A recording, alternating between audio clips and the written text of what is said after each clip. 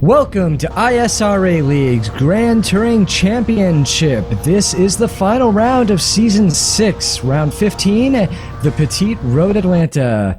We're going to be here for 2 exciting hours to duke it out and see mostly who is going to win the GT2 class. But it should be interesting for the rest of the race too. Brian, do your magic on the track map if you would. Okay. Oh, wait, sorry. First, we're going to go through the points. I apologize. I just thought it was a foregone conclusion. We got David Sirwa leading, and let's see. Chris Damron Jr., John Kuzla, and Mike Kelly. That's a battle that could have some mix-up here and result in some change of spots. Jill's holding on to second in GT1 by just 5 points, and pretty much nothing else going on in GT1. And finally, we're going to look at GT2 in a moment. And here we are, GT2, Todd Carver, James Cullen, separated by 7 points going into this race. And the other spots pretty much locked up. We see Daniel Gralty, Matthew Voigt, Wyatt Foster, all pretty much locked up in their spots. So Todd Carver leading by 7 points. That means that James Cullen either needs to beat him by 3 spots, by 3 positions, and have a lead lap without Todd. Oh, all right, let's have Brian, and then we'll go talk about the strategy. All right, well, you can see here, pretty simply named, corners 1 through 12 here. Corners 3 there, actually turn 1 is pretty fast corner, but corner 3, you don't get it from the map there, but it is absolutely blind. Finding the apex is really hard there. Down through the S's, turn number 7 is a very important corner. It leads under the long back straightaway, where most of our passing is going to happen in all classes. Turns 10A, 10B, the chicane going uphill through turn 11 and then down through turn 12. Pretty exciting corner, even in the simulator here. It's blind as well and flat out, I believe all cars pretty much. Pretty simple track, but 2 hours of racing here. Very, very good multi-class track. Obviously the host of the coincidentally named the Petit Le Mans 12-hour race held here each year as part of the World Endurance Championship.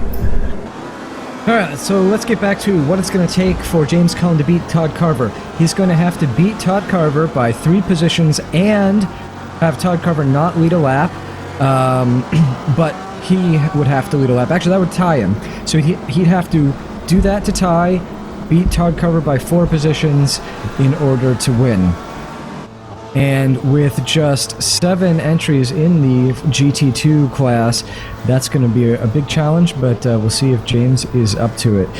Now, we don't have qualifying information, unfortunately, because iRacing isn't giving us that information tonight, so we're going to just sort of visually run down the starting positions. Now, it looked like David Sirwa was on pole, and then Chris Damron Jr. was second.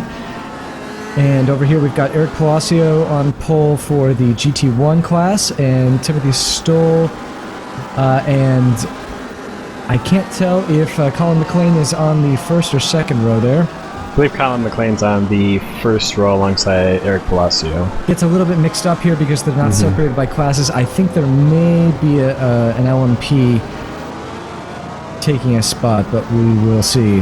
In the meantime, we're going to go back and look at Wyatt Foster. Looks like he'll be starting from the pits here. Let's just say there's a certain number of cars starting this race in a certain position, and at some point they will finish in a certain position. So we'll just keep an eye out when we take the green here to see how things shake out.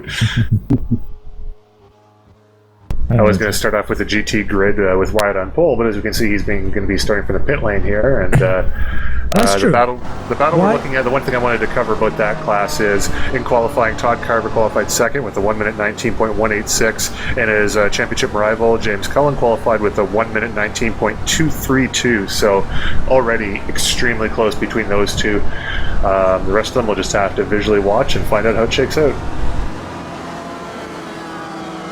And it just occurred to me that we can actually look at our current standings to see. We've got Chris Damron Jr., David Sirwa, Mike Kelly, Brian Carey, Carlos Passos, Brent Morales, Jerry Morrisdorf, Lance Snyder, and now it's all mixed up. So we've got David Sirwa taking the green way, way ahead of the pack, getting a great leap on Chris Damron Jr., heading through turn 1 with no challenge, so that'll be a real benefit to him. And you can see the difference. Wow, Ryan Huff making what looked like a move on the 6 car there of John Kelly, but thinking better of it, I guess, in this opening lap. Actually, I believe, sorry Dan, I just believe that the full course caution has been called for an incident in turn 1, I believe. All these cars seem to be very slow. Yeah, we didn't catch in this screen there, but there's definitely some contract, I believe, back in the with the Corvettes. I don't recall exactly what happened. We'll see if we can get some information about how things shook out, but we are under caution right now. That's right. Once again, finishing off the season with our recent tradition of starting the race under caution. Well, that means I don't think that we've had any position changes, so we can quickly run over the starting standings, even though we don't have the qualifying time. So we went through the HPDs really quickly. Let's go through C6R, the GT1s. Eric Palacio on pole for that class, followed by Colin McLean, Timothy Stoll 3rd, Julio Palacio 4th, John Middleton 5th, Marty Jeffrey 6th, John Kelly 7th, Ryan Huff 8th, Gilles Moret 9th, and Evgeny Gurenin rounding out the top 10. And you can see the pace car is heading out of the pits, and we'll pick up the leader in just a moment. Yeah, and how the HPDs, they kind of shook out there after the first lap was our pole sitter David Serrois, Chris Damron Jr., Brian Carey in 3rd place, Carlos Pastel is actually in 4th place there, Brent Briles, John Kuzland, Anthony Muniz, Daniel Coroni, Chuck Chambliss, and Jerry Morsdorf.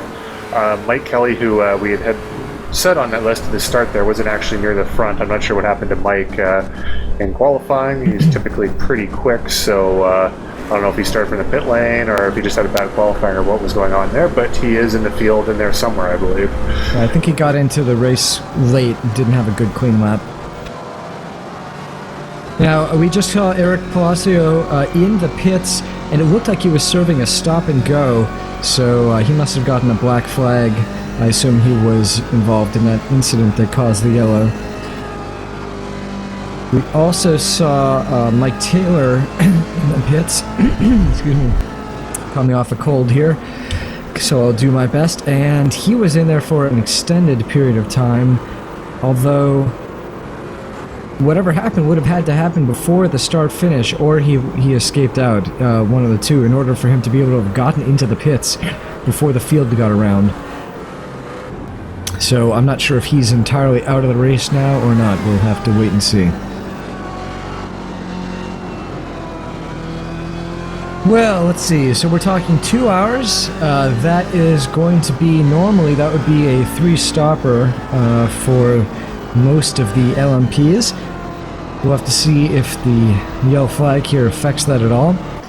And we're talking probably a 2-stopper for the rest of the classes, but I guess that's where it could get interesting. Maybe this yellow will turn it from a 2-stopper into a 1-stopper for them, particularly the Ford GTs. Like I said, I don't have the exact fuel mileage figures for the GT1 and GT2 class here, but I do know for the LMP it was supposed to be a 3-stop race, and we would need a heck of a lot more yellow to make that a little stop. As we see John Kuzlin making an early pit stop. I don't know if he suffered damage or not, or if this is a strategic move. It'd be kind of rough strategic move putting yourself behind all the slower classes at the beginning, so I'm going to have to assume John has some sort of damage. Yeah, we didn't see any incident in the LMPs, but it's possible. Let's see what happens when he makes his stop. Maybe not, as we jump on board with Matthew Voigt. I should watch that countdown timer before I say things like that, I suppose.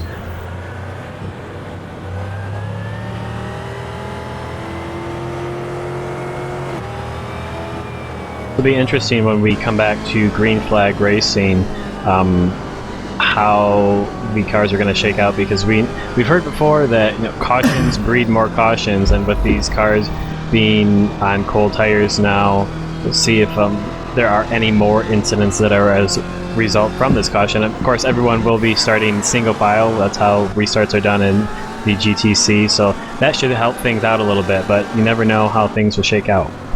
Yeah, that's actually one of the... Under circumstances like this, I wouldn't expect it. It's actually probably a safer start than the normal start. We don't have any class mixing except in cases maybe with John Kuzlin and single file. So, yeah, I would expect that this should be a clean restart. But then again, it should have been a clean start to begin with, right? Yeah, exactly. But like I was going to say exactly what Daniel just said there, that because it's early in the race, there's not as much. There is a little bit I'm noticing. Some Corvettes are back, and the GTs and some LMPs are back there. But I mean, as far as the difference between this start and the initial start, at least we're not side by side. I mean, this was a pretty tough course to do a 2x2 restart just because of the nature of the first couple corners. They're both pretty fast, not multiple lines really, and a lot of stuff can happen at very high speed there. So we'll see how this one shakes out. I anticipate a good start, but we'll know in a few seconds.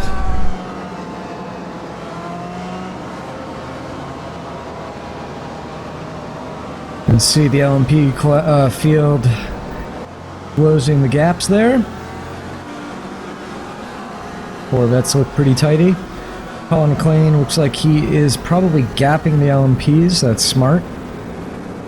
Although at this course, it's not maybe quite as necessary because turn 1 is so fast, so much faster for the LMPs. But we're back to green flag racing. And we can see Jeremy Burst behind Lance Snyder, and I'm not sure how that happened. No, I don't think Jeremy had a very good qualifying. I think he purposely didn't try to put in too hard of a lap. He didn't have a lot of practice going into this one, so Jeremy just kind of taking a safer route, starting near the back, knowing it's a 2-hour race, and hopefully finishing strong. Oh, Mike Kelly going very wide, keeping it off the wall though, but losing just 2 spots. He had to slow down a little bit there to change his racing suit, but he's got a new one on and good to go. And understeering quite badly. It looks like Mike Kelly not quite used to the car. Maybe he's in a similar situation to Jeremy Burst there, and I guess maybe didn't get quite as much practice at this track. Well, they are teammates, so you can see riding on Matthew Voigt, Wyatt Foster, who started from the pit lane and caught back up to the field due to the yellow flag making his way through. And there's a Denny Guerrero, you can see big in the mirrors there. Looks like Anthony Muniz making a pass on Brent Briles.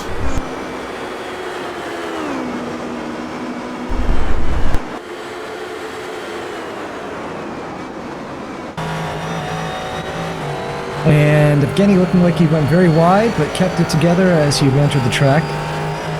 Yeah, this is one of the few instances here, like we said, of class mixing. So Evgeny in the Corvette stuck behind some of the 4 GTs, and Evgeny, having been off, his home base is in Moscow, and he was actually in the United States prior to this race, so he'd been away from us for a couple weeks, so trying to find the groove back, which I'm sure will take not too long for him.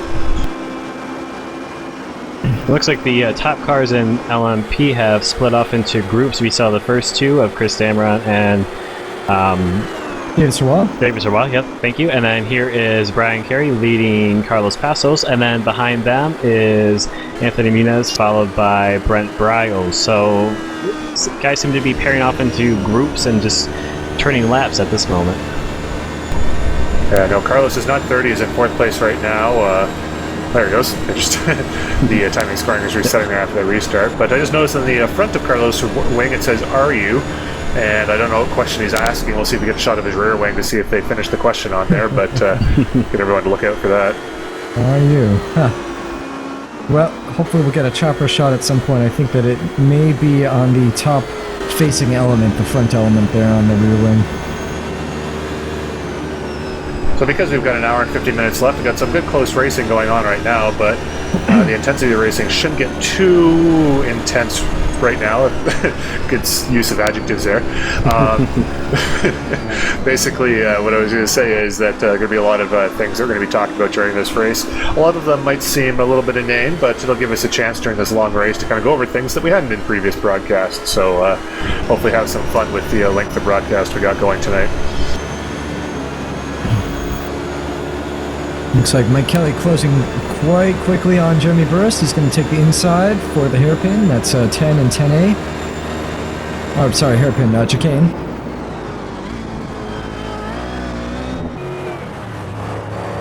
And jumping back here to Wyatt Foster, running currently in third. Right now we have Todd Carver leading James Cullen. You can see Todd Carver up there, just for a moment you could. He's in the white car, white Ford GT ahead of James Cullen. Yeah, and James really needs to get that bonus point for leading a lap, so he's going to be fighting hard with Wyatt pressuring him from behind. It's going to be a close one, as we see Daniel Caroni going a little bit wide there, going through turn 5, and looks like Chuck Chambliss has got to run to the outside and has made it stick, I believe. Yeah, that's a pretty bold move around turn 6, but it is possible there, the way that corner is cambered, to run on the outside of there, so a good move by Chuck, moving up the place.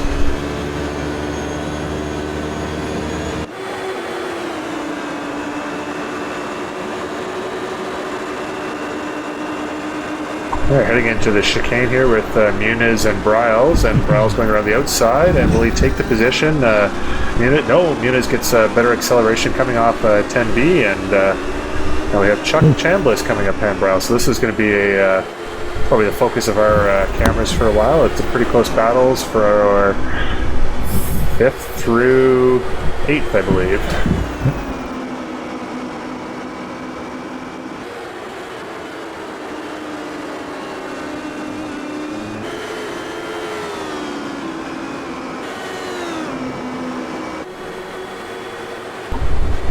Now we're on the outside, the television camera right here. Once we go back on the onboard, if we go on there for a longer period of time, really pay attention to the elevation changes. You can kind of see him through this here as Chuck is trying to make a move again on Briles. He's really, Chuck Chambliss is really flying here right now. But yeah, it's really kind of hard to pick up on the TV, but on the onboard, as you can see, you can't even see the right-hander coming up. It's right, and there it is finally as you get to the apex. So now we're going to shoot downhill, down some of the S's. Again, you can't see the right-hander here until you get almost on top of it. You really have to know where this track is going before you get there, and which makes for some good racing, and it really is a driver's track here at Road Atlanta. It's we don't see a lot more than the endurance racing public in the real life series, IndyCar, and it'd be a great track for Formula One potentially, but actually a little probably short for Formula One, but yeah, still a great road racing track in the United States. Looks like we've got a good battle here between Marty Jeffries and John Kelly. Oh, but John Kelly has pulled ahead.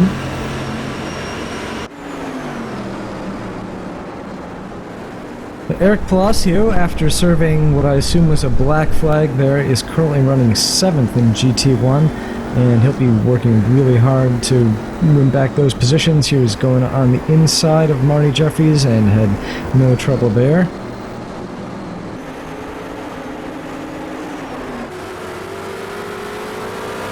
And it looks like James Cullen has caught right up to the back of Todd Carver, and that's how we like it, nice and close between those two.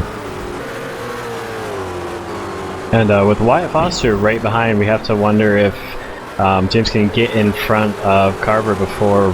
I'm assuming that Wyatt is eventually going to take the lead just because, he's Wyatt Foster, and when he's racing, he's usually in front. So it'll be interesting to see if he's able to get a lead before, or get that bonus point for leading the lap before Foster can get in front. Now Chuck Chambliss somehow behind Quaroni. I'm not sure where on the lap that happened, but position swapping there. Okay, we have the leaders of the HPDs coming up on this battle for the Ford GT, and this being the main championship battle here. Let's just watch to see how everyone gets around these guys.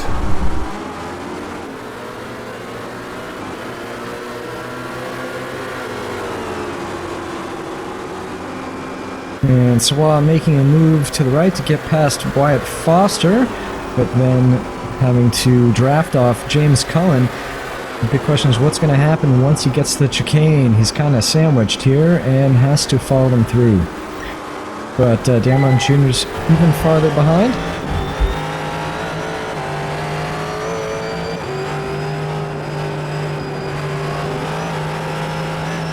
This might be Cullen's opportunity to take the lead here if he can.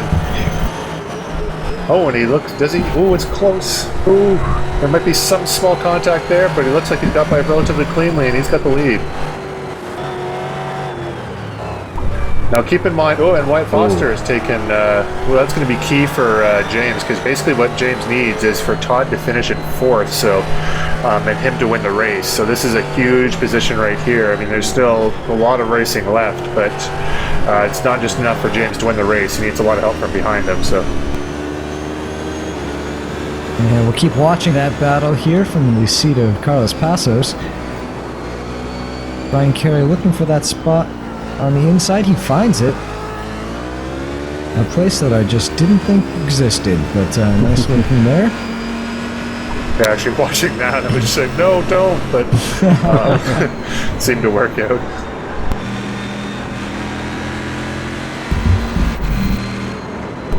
So that's one thing that's been a topic of discussion throughout the entire year is in-class, or multi-class passing is the 3 cars that we've chosen for this series, which is the LMP, the Corvette, and the Ford GT. That's Don Norris. Don Norris, rather, yeah. Going very wide and letting people by.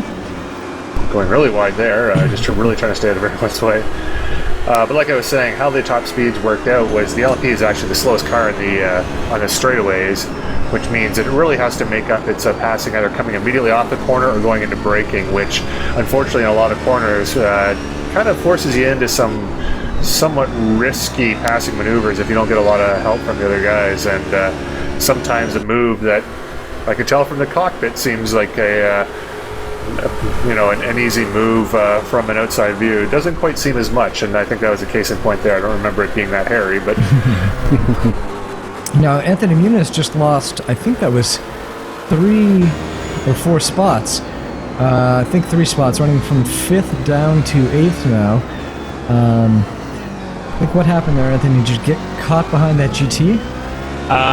Yeah, I can actually walk you through it.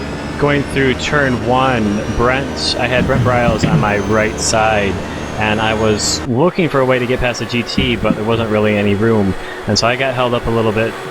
And then I had, I believe you were able to get by just before the corner, yeah. And then I happened to be alongside the Ford GT, and then Chuck went by also on that corner. So at one point we were 3 wide through turn 1. Needless to say, that really kind of rattled my psyche because I'm trying to avoid any contact with those cars. So, little bit of a hairy situation through that corner.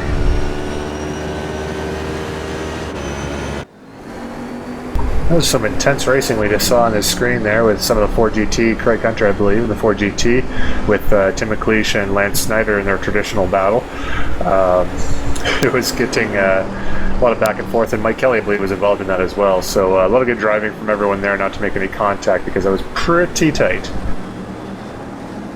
John Middleton made a very aggressive turn entry there, but it looks like Eric Palacio was able to get by, taking some speed from the exit down through the last turn.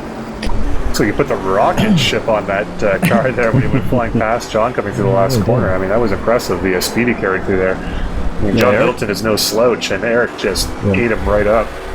Yeah, Eric Palacio has managed to climb back up to 4th place, and we know that he had to stop during our first safety car period to serve what we assume was a black flag penalty. So he's been down the field quite far, and to get back up to 4th place already, only about 20 minutes into the race, is quite impressive. He definitely has the pace here tonight.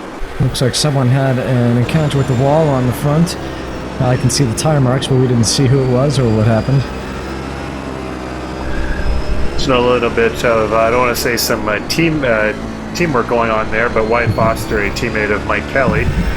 Jerry Morsdorf unable to get by Wyatt Foster, but Mike Kelly not having as much of a problem and catching a place on Jerry Morsdorf there. So not intentional, I'm sure, just how things shook out.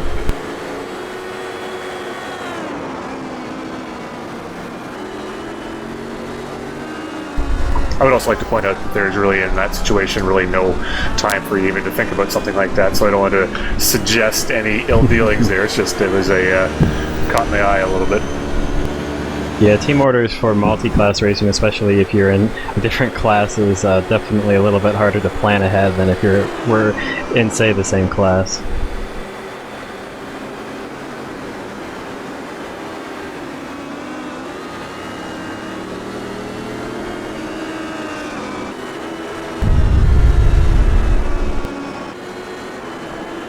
Tim McLeish currently running close to, who is that? Jerry Morsdorf with Lance Snyder. There he is, finally showing up in the view. Gonna say with Lance Snyder nowhere to be seen, but there he is. That's with him and Tim McLeish in a race. It's really hard to get them more than a few seconds apart. So you can be sure if you see one of them on there and they're both in the race, they're probably within a few car lengths of one another.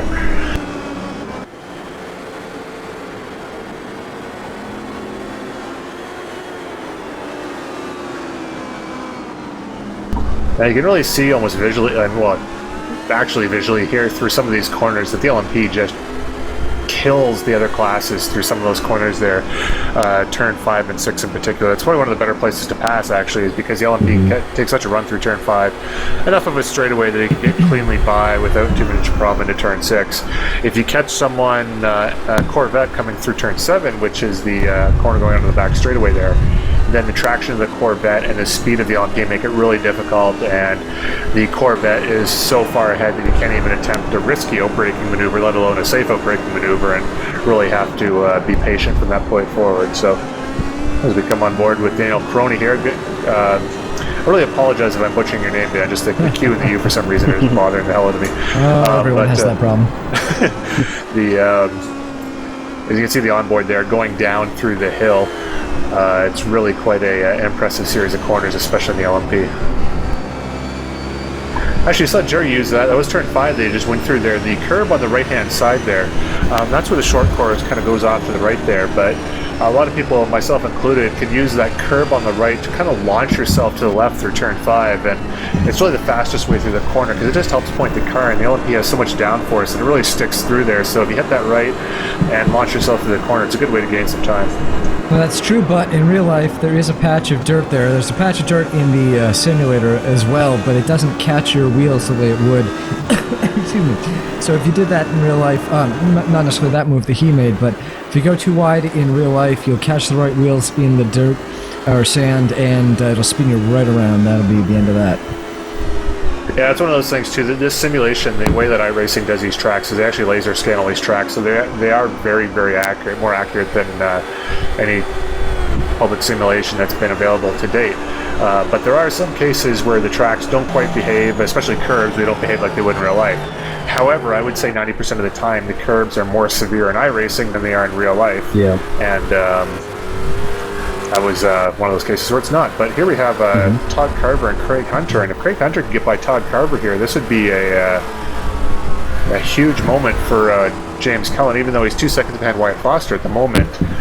Any position that Todd Carver drops back is going to be helpful for James Cullen, as he's about 9 seconds ahead of Todd Carver right now, in second and third place between the two of them. Now, I will say that reading the post-race chatter, apparently there was some contact between Carver and Cullen. Now, we didn't see it, and I don't see any evidence of it on Carver's car, but Carver claimed it cost him about 2 seconds per lap. Well, earlier in the race, maybe 10 minutes ago or so, we saw when Cullen was able to get by Carver in turn 1 that they were so close that there could have been contact, and I guess that's possibly where that could have come from. As far as we've seen here in the commentary booth, that's really the only place that contact could have come from.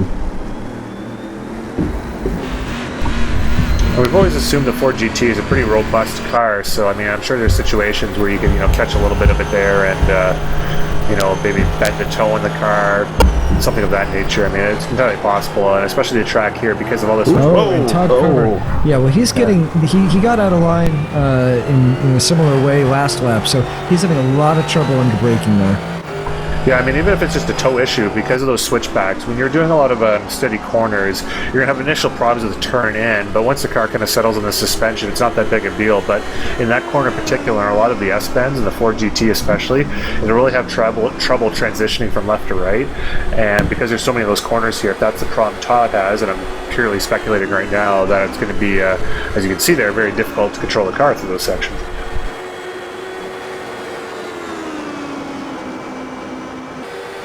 Got the battle of the orange cars here between Chuck Chambliss and Daniel Coroni.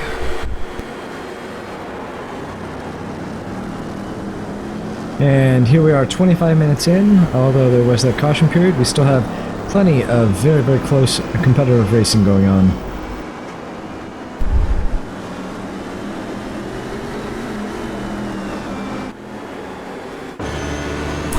Yeah, the other thing too, I kind of wanted to point out, and I think I made a mention of it in previous races, but the amount of mental discipline it takes to handle this simulation car for an entire race distance is very, very difficult. I can just compare it to longer races I've had in real life, and by longer races, I think the longest race I'd ever been a part of was 45 minutes long.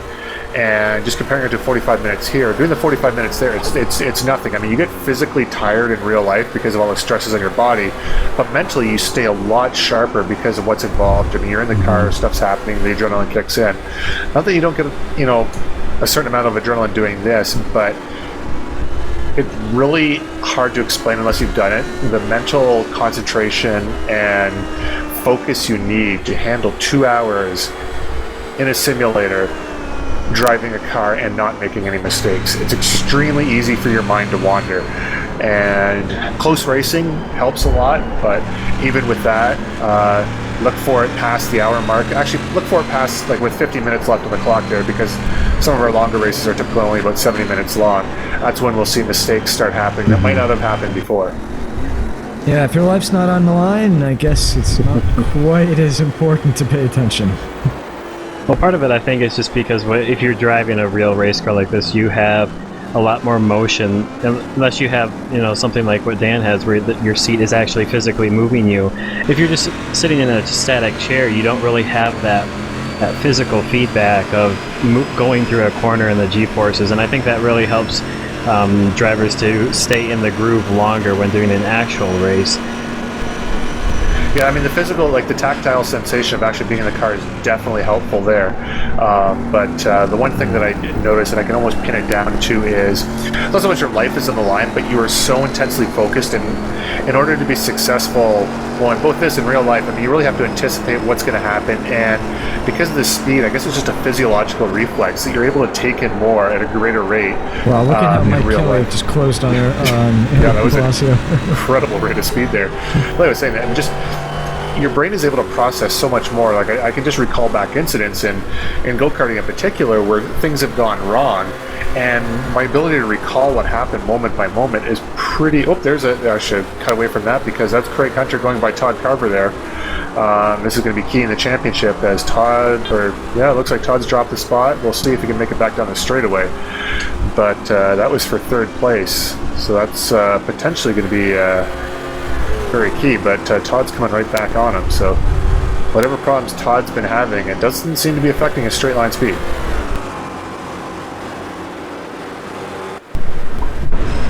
Actually, it looks like it's helping his straight line speed. He was able to destroy Craig down the straightaway there, and Craig had the draft with the LMP, and Todd was able to drive away, so we'll follow that battle. But back to what I was saying is that you're just able to process so much more, and I can recall incidents where you go second by second exactly what happened, and you can describe what happened moment by moment, and then going back and realizing that what you're describing possibly took place over like maybe a second or half a second, but I mean, you're describing it like it's happened over several seconds. So it's one thing I noticed that while a simulation is pretty immersive, I never ever get that feeling doing a simulator. Now we just saw Eric Palacio crawling his way past Timothy Stoll and reclaiming second. And he's somehow only 7 seconds down from the class leader, Colin McLean. And we just saw on the screen there, Damron took the lead in overall for HPD there. That was a battle for first place.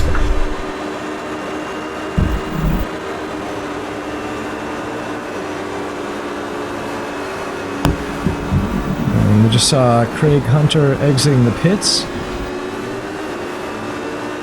Yeah, it's a fairly early pit stop for the Ford GT, but I guess he's on a, early tire swap strategy, perhaps. Yeah, that's an interesting move, because I can't imagine that he would get. I can't think of what course, I'm not a Ford GT driver, but I can't think of any advantage he would get by pitting, a half hour into the race, and it hasn't even been a half hour of racing because we had that full course caution earlier. So that's an interesting move by Craig Hunter. Well, the one thing I can think of is he looked like he was it looked like he was faster than Todd Carver, but having trouble getting past him. So because of the variable pit strategies there, maybe just get himself some clean track away from Todd where he didn't have to pass him on track, put in some quick laps and see if he can get past him that way. But any number of things, he might have taken some damage somewhere that we didn't see. Maybe that's why he wasn't as fast on the straightaway. Who knows? I mean, it's early in the race, and especially if you're taking some aerodynamic damage, that's relatively easy to fix in the pit stop. You get it done early. I mean, no point waiting. You have to make that repairs anyway and do it. You got an hour and a half left in the race, and really take advantage of the speed difference the repairs can give you. So. Yeah. If you have damage and you're losing, a second a lap, it probably is worth it to fix that damage early, so you're not losing, because the Fords can run about close to an hour. So it's better to not lose a second every lap over the course of your fuel run. Better get it fixed and be running on your normal race pace.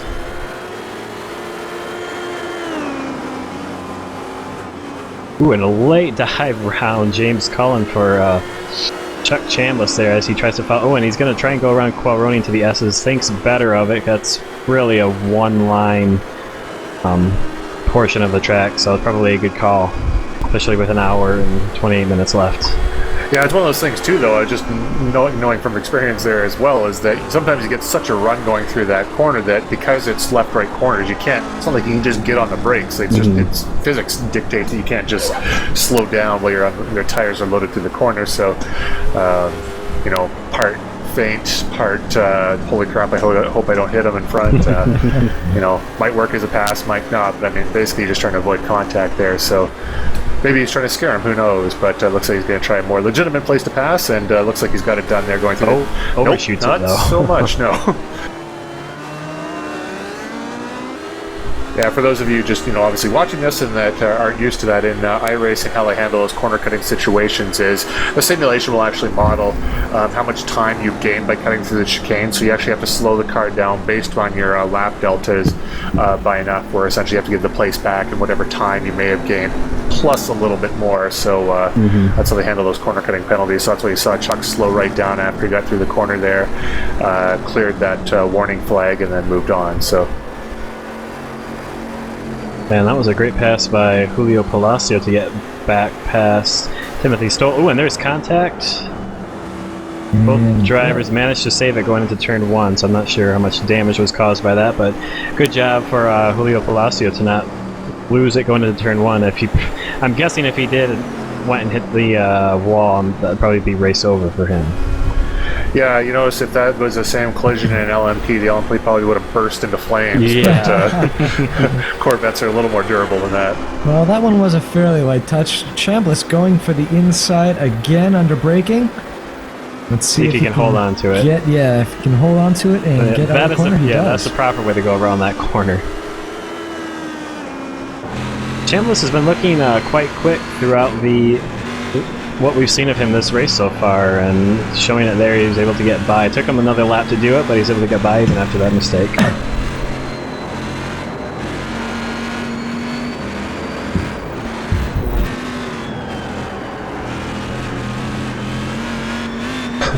I'm kidding, really using all the track there. You could hear the four-wheel drift he got going through turn 5. Now on board with Marty Jeffries, see if we get a little more controlled drive from Marty compared to what we just saw from McGinney there. And tricky spot here for Brent. Briles, you can see he is going to get good acceleration down the straight, but then right about now the Corvettes start to pull away, and they're just going to keep pulling away all the way down the straight, and he's probably not going to be able to make the pass under braking. No, so he's going to follow those Corvettes. This track is extremely challenging for the combination we have, because the Corvettes are fast enough that they can pretty much keep the LMPs behind them everywhere except for just a couple places. Yeah, just one of the ironies of this track here is the S is turn 1 through basically turn 6 is where the LMPs by far are quicker than the Corvettes, and by far the hardest place to make passes. It's so tight through there. So I just know, just watching that, I was frustrated for him because there's nothing worse than coming up on a slower class car and catching it with a great rate of speed, and then you get to the straightaway and watching them just take off from you, and there's no way you can ever get past them.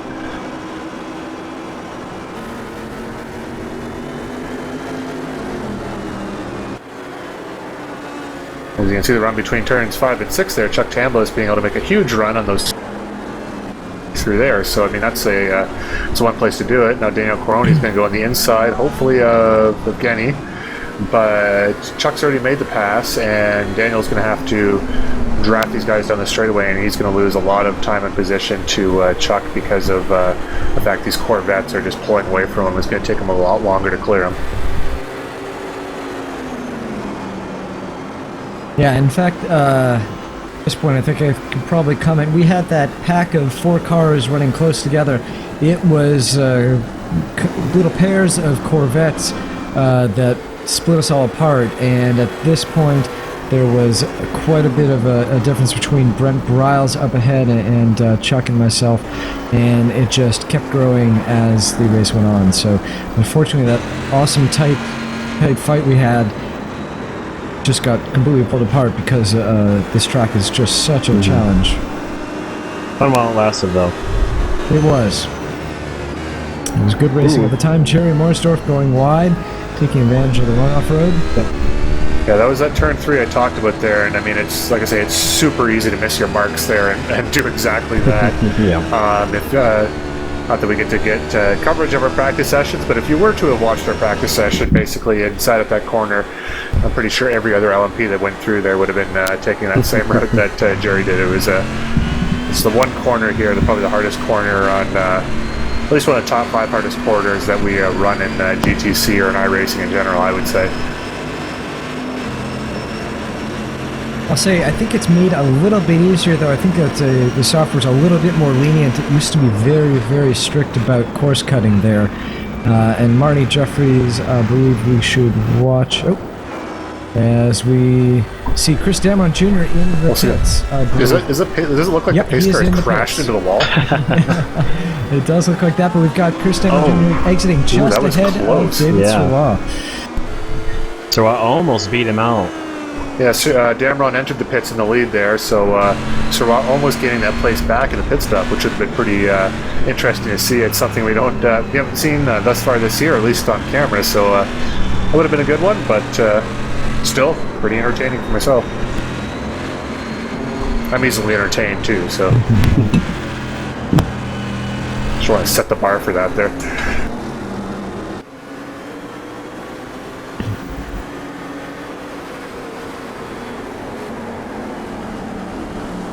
It's also not been easy for this pack to get past Craig Hunter in the Ford GT. They've been following him for the better part of a lap at this point. Yeah, this is probably what will happen, though, because this is where the Corvettes really stretch their legs on the other classes here, so they should be able to see him catch up to him and go past him relatively easily, assuming Craig is, helpful towards them. Well, you say so, but I think that Craig made that early pit stop to pick up some nitrous because really Evgeny just barely caught up alongside him, and as you could see, he wasn't able to outbrake him successfully into the chicane. Now, I'm going to say this again. I said it at the end of last race, too, because I don't want to just pick on Eric there, but that was Craig is, I know he's battling hard there, but you're by yourself and you've got a guy that's there. It's really, you kind of have to half expect that you'll give the guys a little bit of room to go through there and not expecting them to race you into the chicane when they're going to be faster than you there. So it's easier in most cases, just kind of ease off the gas, let them by, tail in behind them, and just put some times down. But luckily everyone got through there. Craig did run a little wide, but in the end, you got to kind of balance what. There's an hour and 20 minutes left. What's good for you in the moment and what's good for you long run, and I'm not sure that was unfortunately good for Craig in either circumstance there. So, yeah, were he closer to another car in his class, it's definitely much more acceptable. But generally, I would expect, and if I was in his position, I would have let off just a little bit to allow that Corvette to get by without any problems going into 10A and 10B. All right, just a note of the HAB. Everyone's pitted except for... nope, it looks like Carlos is in the pits as well, but Carlos was the last of the HPDs to pit. So after this lap here, we should see how the HPD standings... Actually, Lance is going to be the last one to pit. Jesus, Lance, you made you sound dumb again. Okay, so Lance, I guess, possibly the last one to pit there. I don't know if anyone's coming in behind him, but point is that after this shakes out the next lap, we should see how the LMP standings, and we can do a quick run through the order once everything's done there. Yeah, as far what I've been keeping track of, he is going to be the last LMP driver to pit. Also, I would just like to point out right now, I'm looking at the 4 GT standings, and Todd Carver has dropped a lap behind. He's currently in 5th place right now. James Cullen in 2nd. So, depending on how this shakes out, I mean, James is looking pretty good. I don't have my standings calculator in front of me, but James is looking pretty good to overtake that championship deficit right now. Well, right now, he is leading by 3, right, because it would be 25 points for the win, and then I believe, is it 23 or 22 for a second? That's the trick. Let's quickly check. Yeah, it would be James Cullen right now is hoping for something to happen to Wyatt Foster. He's 10 seconds down on him right now. There's still a long time left, and the fact that Foster's not, a minute ahead is definitely encouraging for Cullen. Yeah, I was just about to say that. 10 seconds behind Wyatt this late into the race. I know Wyatt started behind, but I'd be feeling pretty good about myself too, so...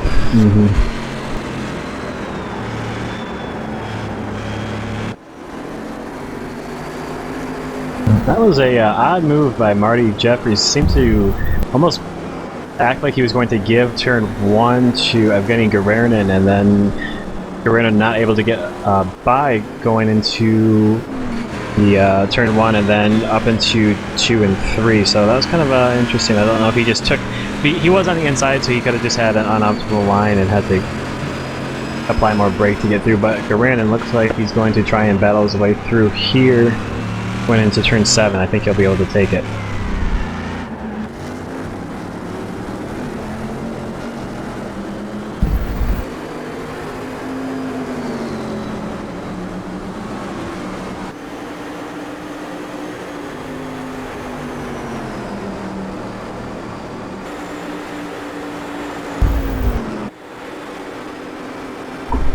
We're actually in classes, especially the Corvettes here, because we're seeing a lot of that. Unfortunately, we didn't get a lot of 4 GTs in this race, but there are a lot of Corvettes, and the nature of the track in particular really suits these Corvette cars, especially for racing, because you got a long back straightaway that gives a good time for drafting, some going into a chicane there, but also through the S-bends in turn 1, where in the LMP it's easily flat out. A lot of these corners here are a lot more of a challenge for these Corvettes, and also you can see too the ability for them to run multiple lines side by side.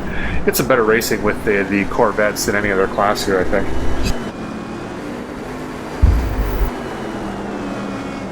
You can see Brent Briles in the LMP coming up here and coming out of turn 5. He should just rocket past him if he does this right. Engage warp speed, and there he goes. Oh, maybe not. He got a little bit loose. He's able to get by on the outside there, but he got a little bit of wheel spin coming off turn 5. I think that really hindered him going down into turn 6. Well, this is for the lead, folks. That's Colin McLean up there in the Castrol Corvette, and then Eric Palacio that we're on board with as we're letting, looks like Chuck Chambliss going by there.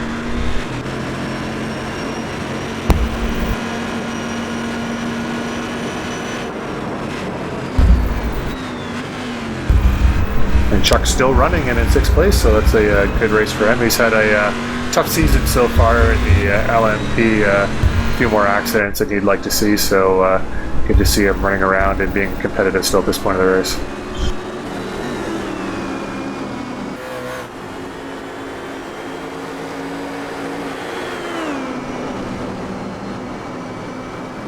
Well, I'm having trouble tracking down the document that tells us if the second place car gets 23 or 22 points.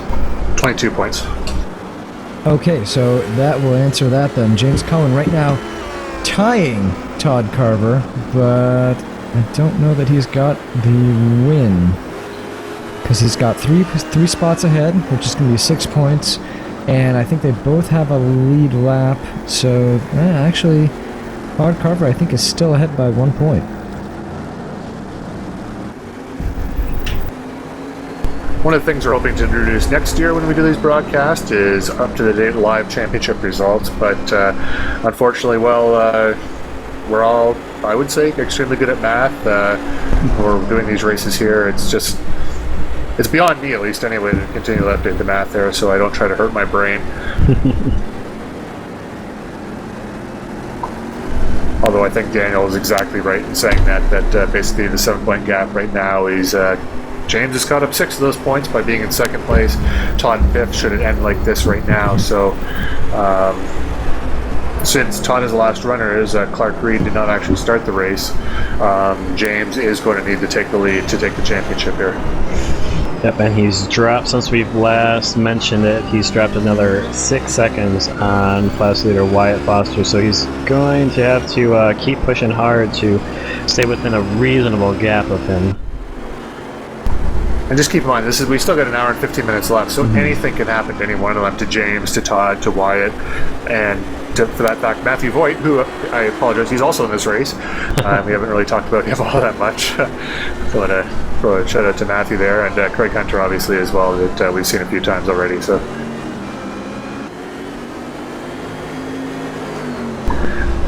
Actually, one of the things I was hoping to introduce for this race, and I apologize to all the drivers involved, but forgot, but they've been working on some of the driver bios and whatnot in anticipation of Season 7 starting shortly here for the ISRA GTC. But knowing that information that I do now, I know Evgeny is our lone racer from Moscow. Awesome country, except when it comes to hockey, in which they all suck.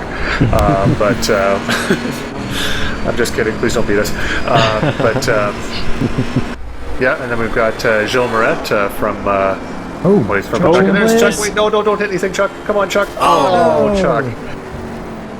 Oh, I'm so sorry I said anything earlier. Yeah, that's Chuck Chambliss's race over and done. We saw overall race leader Chris Dameron Jr. going wide on that corner as well. He did keep it off the wall, though. Yeah, but if he cut the corner, he might have to back off, and I don't know if that'll give David Soroa a chance to catch up. I mean, we're going to follow Chuck here. He's going to try to bring it around to the pits to see if he can make repairs, but just knowing how these cars get repaired and seeing the impact there, I don't think that's going to amount to anything for him. It looks like he's just going to be able to park the car and unfortunately call it a day.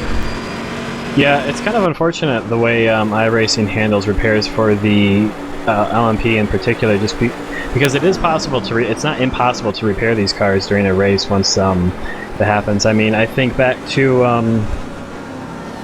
race that I can tell you, that was a bit scary for me. Didn't really get the good shot, but Marty Jeffries went sideways exiting 10A, and I basically had to stop on track in order to avoid hitting him, and you can see it looks like Evgeny Gararin. Yeah, he's sideways still.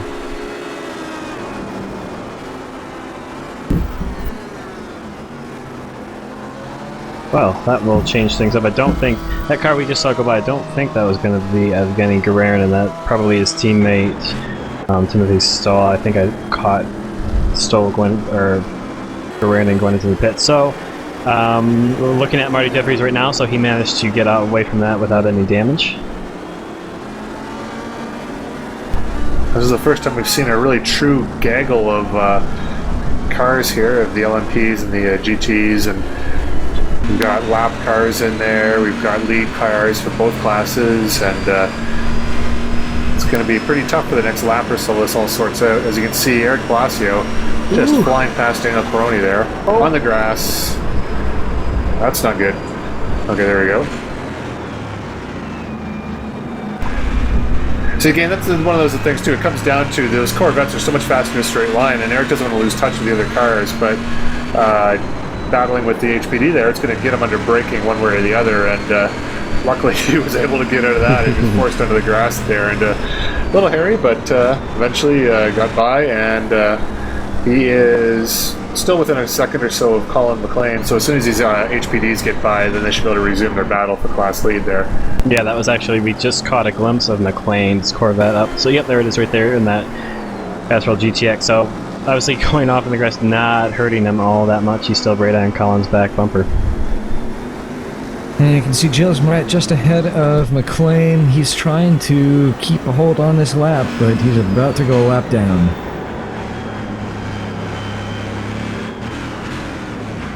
This is actually the first we've really seen of McLean. We haven't seen much of it. And you can see James Moret giving a tap of the brakes to let those top GT cars know that he's going to let them by. So that's definitely courteous right there of him. But yeah, we haven't really seen much of the top cars in the Corvette. So this has turned into a very close battle. Because it's taken Jill about now for Eric to be able to catch up with them, but we'll see if Nope is not going to make it around the outside there.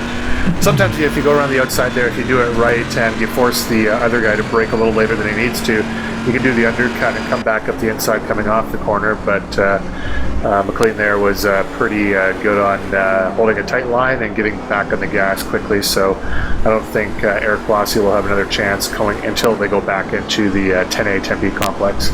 Yeah, I find that works best when someone tries to outbrake you on the inside. I try to make them fight for it, and typically they take a bad line through 10, and then I'm able to get the good acceleration out of 10 and get back before the front straight.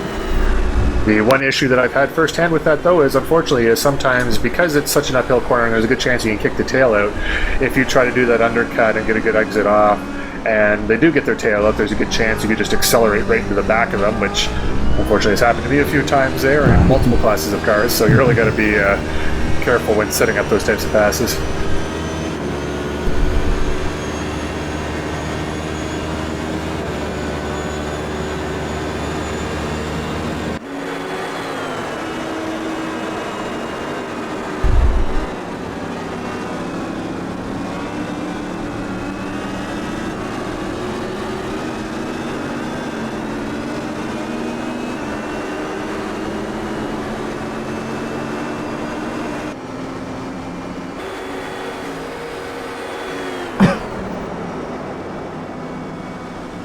Just enjoying the sights and sounds of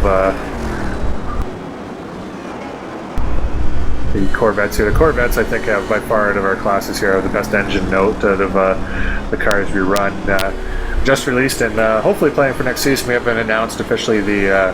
Maybe we have. I didn't check this site today. But, yeah, we have. Oh, we have. Okay, so the Cadillac.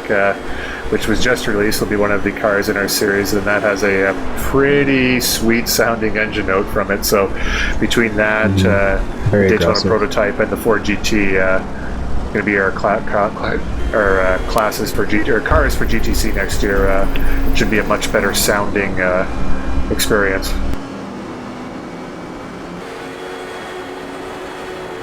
Also, I think iRacing has taken it upon itself to update the sounds in a lot of the cars there overall for just a better quality of viewing, especially from these external cameras here. So hopefully, and there's was that Julio? It was hard to tell.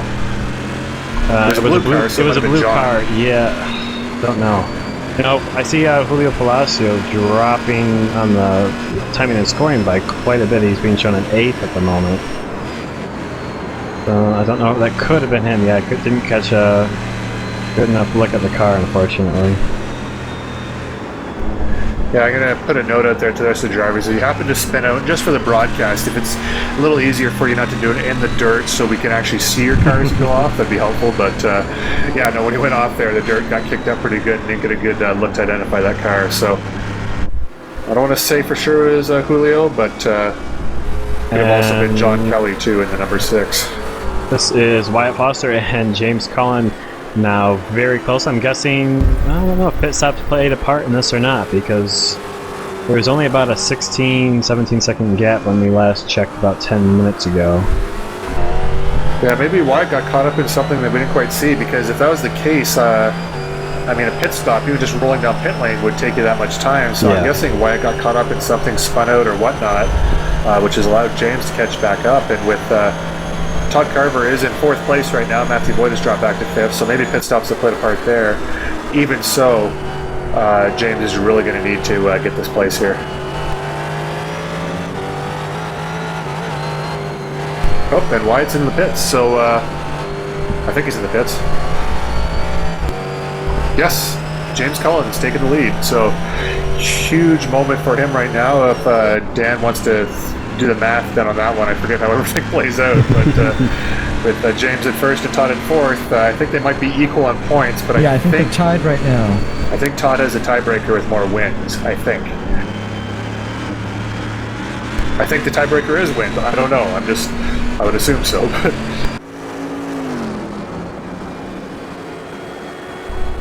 I just know in my situation, I was really battling for second place with Chris Dameron Jr. I know he's in the lead right now, which means he's going to be gaining points on me, but I think I had it figured out that I finished in the top 5. Even if he won, I'd still be good, but with drop weeks and everything else, I really had no idea how that was going to play out, so I just figured I'd just go as best as I could and see how it ended up. And myself, Brian Carey, is sitting in third place right now, way behind the battle for the lead there.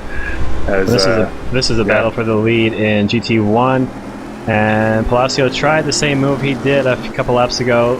Again, wasn't able to make it work. Colin took a nice line through 10A to give him that good exit off of 10B. These guys are still really close, and I think they've been like this for the last few laps.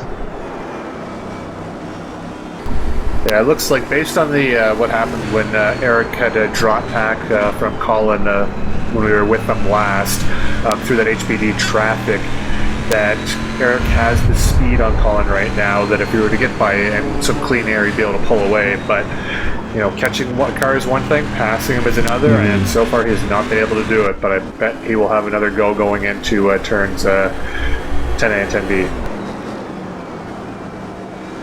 The guy's making it really difficult for Carlos Passos there, going almost side by side, giving Carlos nowhere to go. This is a time when I would find that a bit more appropriate. I mean, this is a battle for the lead in class, and Passos is nowhere near anyone in his class, so I find that definitely much more acceptable in this situation. Yeah, but at the same time, too, I mean, I wouldn't let it go on for more than a couple corners there. That see, basically from here, I mean, that was Eric's chance to get past Colin. It's not going to happen, so now would be a good time, I would think, to let Carlos by. Whoop, as Colin's going to the pits there, so like I say, now would be a good time into turn 1, let Carlos go by, just breathe off the gas a little bit, let him go, and then continue on. Hopefully, Eric's probably hoping to gain some time going to the pits, but nope, he's still not, Carlos still hasn't come by, and we're in Marty Jeffrey, so we don't see how that turned out. So the engine shut off, it sounds like there. Aggressive pit entry for McLean. That was actually very nice. Yeah, I like that. I mean, first Jeffrey's got damage, so his engine will be off for the repairs. Out of the car, get a sandwich, sit back, let him down. Ooh, that looks pretty. Yeah. So yeah, he will be getting a sandwich while he waits for that to get repaired. Actually, that was another thing too in the sim racing. In real life racing, I find that you take enough water that you can sweat most of it out. But in sim racing, I mean, I do sweat a little bit sometimes. But if I have too much water beforehand, sitting here for a 2-hour race and you have to go to the washroom, man, that's grueling.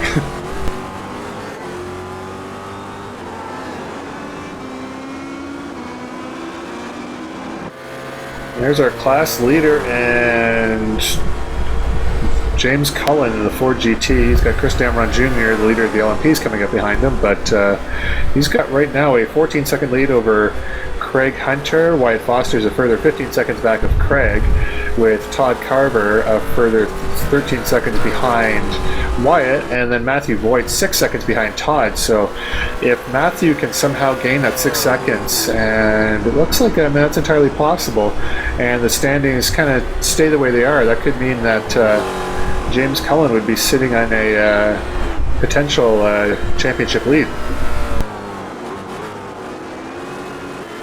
Very early to say, though, as we are still, actually we're just approaching the halfway point right now at almost exactly 61 minutes left in the race.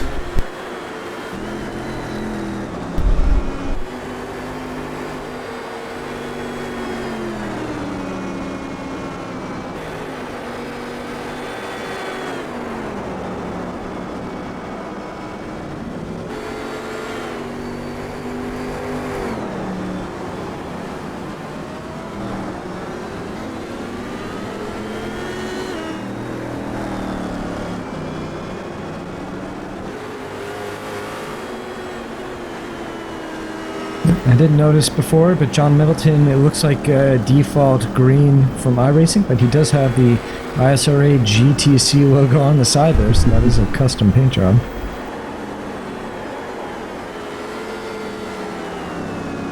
Going for the Lance Snyder plain look on his car. Yeah, that's one of the older logos, is it not? I mean, we have you can see on the top right there the ISRA GTC logo that we use for our broadcast here, at least, anyways. But that's the actual ISRA GTC crest that you'll find on the website. Well, I think that's the current version of it, though. Yeah.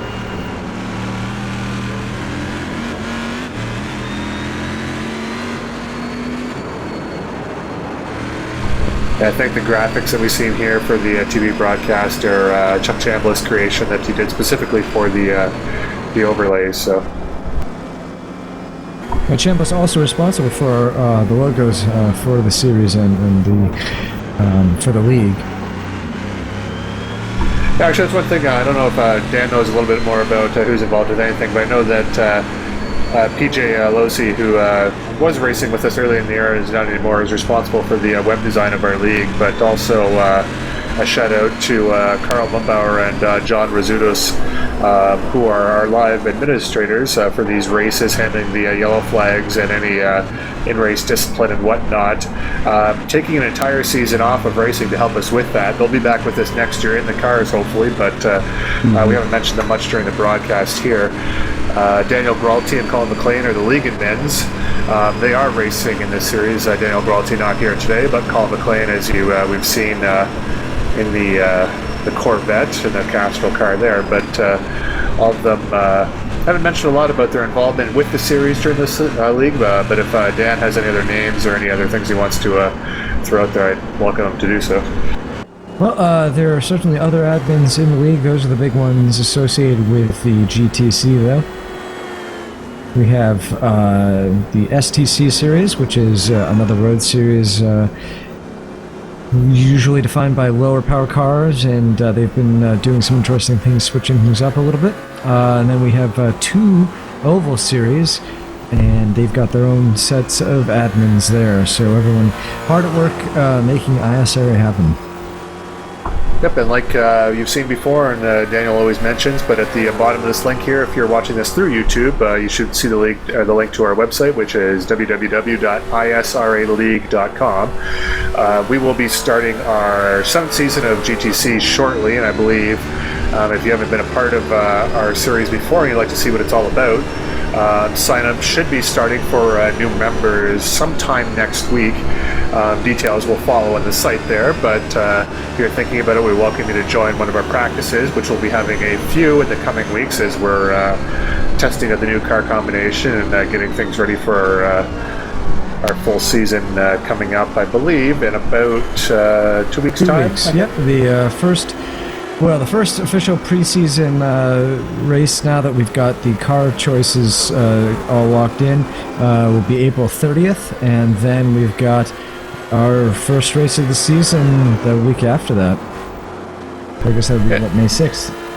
So if you're interested, So if you're interested in running, what we recommend you do is typically on Sunday nights before our races, we'll have an open server practice, which if you log into the website and sign up for the forums, the password will be there. Do a practice with us, get used to the guys. We are looking for, speed. Good. We're looking for good clean driving races. is the key thing. Yep. Your speed, whether you're the fastest guy out there, slow, it doesn't really matter. We're looking for clean driving.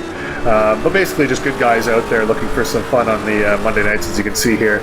But do the practice on Sunday, get used to the guys, get to know everyone, introduce yourself, and then ideally if you can jump into one of our preseason races, I believe, like I said, on April 30th there, sign up for what's known as a fill the grid spot, which is basically gives first-time drivers an opportunity to join the league without being a permanent full-time part of the series. You should be able to, if you're dedicated enough, you should be able to get into a majority of the races through that.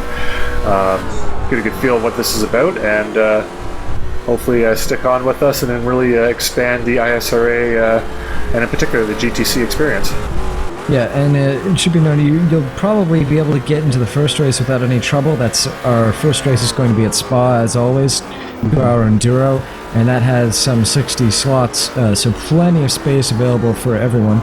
After that, unfortunately, the tracks just have a lot less pit spaces, so if you're quick, basically there's an email that goes out with the password for Fill the Grid drivers a little bit before qualifying. I think it's actually going to be at 9 p.m. Eastern time. Oh, as Evgeny gets sideways. Keeps it off the wall, though. And looks like he's done that a few times already, because that right side is looking not in the... I'll need to buff that out when he gets back to the pits. But anyway, so at 9 p.m. the Fill the Grid password will go out, and then it's just a rush to see whoever fills the spots first, any available spots that are left over from either excess beyond the full-time signed-up drivers, like we have at Spa, or when the full-time drivers don't make it for that race. And then you can join us for that race. And as always, you should practice beforehand so you know what you're doing. Yep. Yeah, I should point out just a little bit of how the whole system works. So there's a limited number of full-time positions available for each class. I believe it's 15 for the season. Will be the Daytona Prototype, the Ford GT, and the Cadillac. So there's 15 full-time spots, and that means you get a password at, I believe, 7 or 7:30. So you'll be able to join the server as soon as it goes up, and then when all of those full-time spots are filled, you can sign up for what is called the Fill the Grid, and that is basically you're driving as a part-time, and you get the password at 9 o'clock, and it's basically done on a first-come, first-served basis. However many pit stalls are available for whatever particular track we're running, anyone that's in the Fill the Grid is able to join the server at that time and take up those remaining pit stalls. And honestly, if you've, you don't get this on the main server, but if you've ever been in a full race at Spa with 60 cars on the grid, multiple classes, it's quite the experience. I mean, here today, I think we've got maybe looking at probably about 32 cars, I think, overall. I mean, we didn't fill out have a lot of Corvettes and LMPs, but unfortunately not a lot of Ford GTs. But when you have 60 cars, multiple classes, 2-hour race at Spa, it's pretty awesome.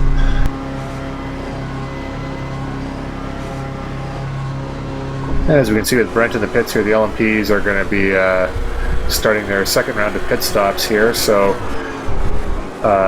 based on the time here, it's going to be a second round of pit stops, and then there'll be this set and then one more, most likely just a splash and dash for the LMPs to finish out the race. So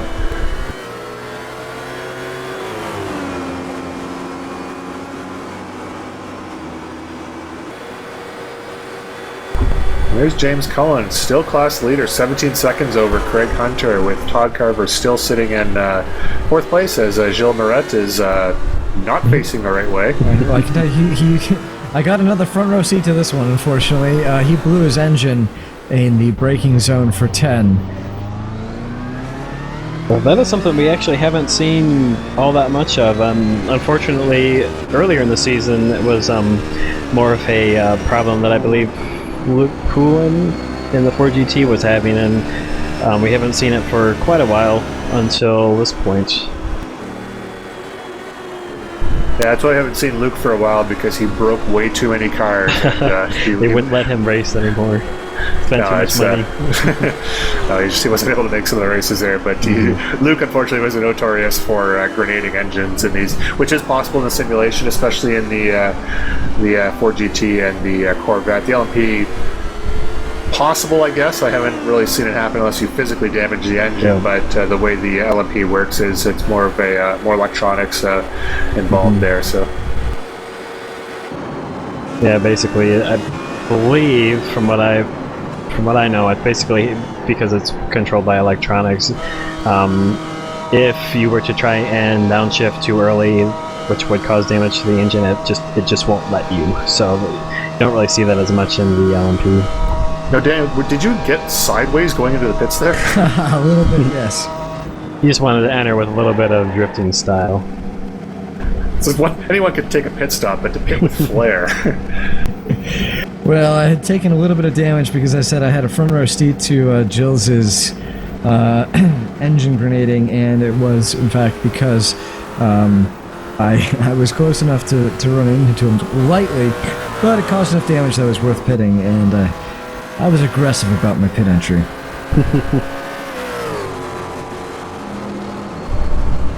Just people familiar with Formula One back in the day, watching David Coulthard in his last race for Williams in 1995 in Adelaide, with a huge lead coming into the pits and promptly slamming it into the wall. So again, I keep mentioning Murray Walker, one of my favorite ever Murray Walker moments, as he just made the most awful guttural noise. And if anyone wants to YouTube that, I'm sure it's easily available. Adelaide 95 Coulthard, and I'm sure you'll find it.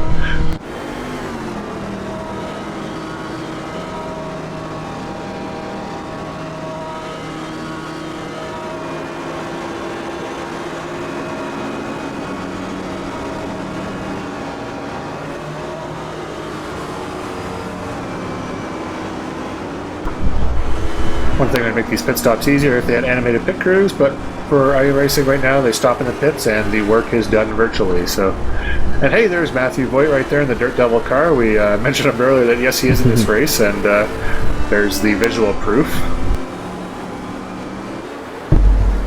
And then there's Lance Nair in the blue car. I'd like to point out that wow, that was interesting.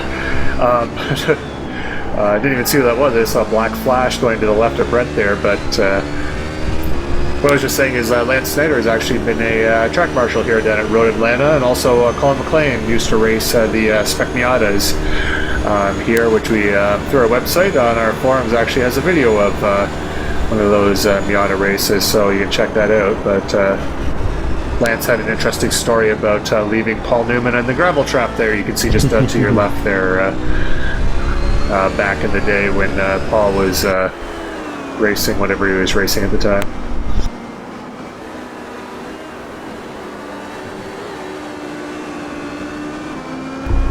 Now, while this is a battle for position, Chris Dameron has made a pit stop. Brian Carey, myself there, has not. So, trying to make a pass for Pride, but I don't think it's going to happen here. So, one of those things about the 2-hour races is from another personal perspective here. Normally, I feel I take pride in the amount like the setup work I'm able to do and have a pretty decent car for the race. But I really shanked it bad for this race. Normally I'd start off the week, I'd set a certain time and then kind of drop from I guess half a second to a second based on just improving the car, and I totally went the other way all week. And qualifying I set a really good time, but the setup was not meant for a long run and was basically just bleeding time the entire race. So I'll be able to run with Chris through the whole race. Unfortunately this race he whooped me pretty good, so you can see I'm pitting now. And yeah, Chris Dameron has, he's really had some very, very quick pace this race. I mean, currently there's a 14-second gap between himself and David Serrois, who I'm assuming that is after pit stops, because that's quite a significant gap, but not quite enough to be where one would pit and the other hasn't. So, yeah, Chris Dameron really putting down the pace today for the LMP.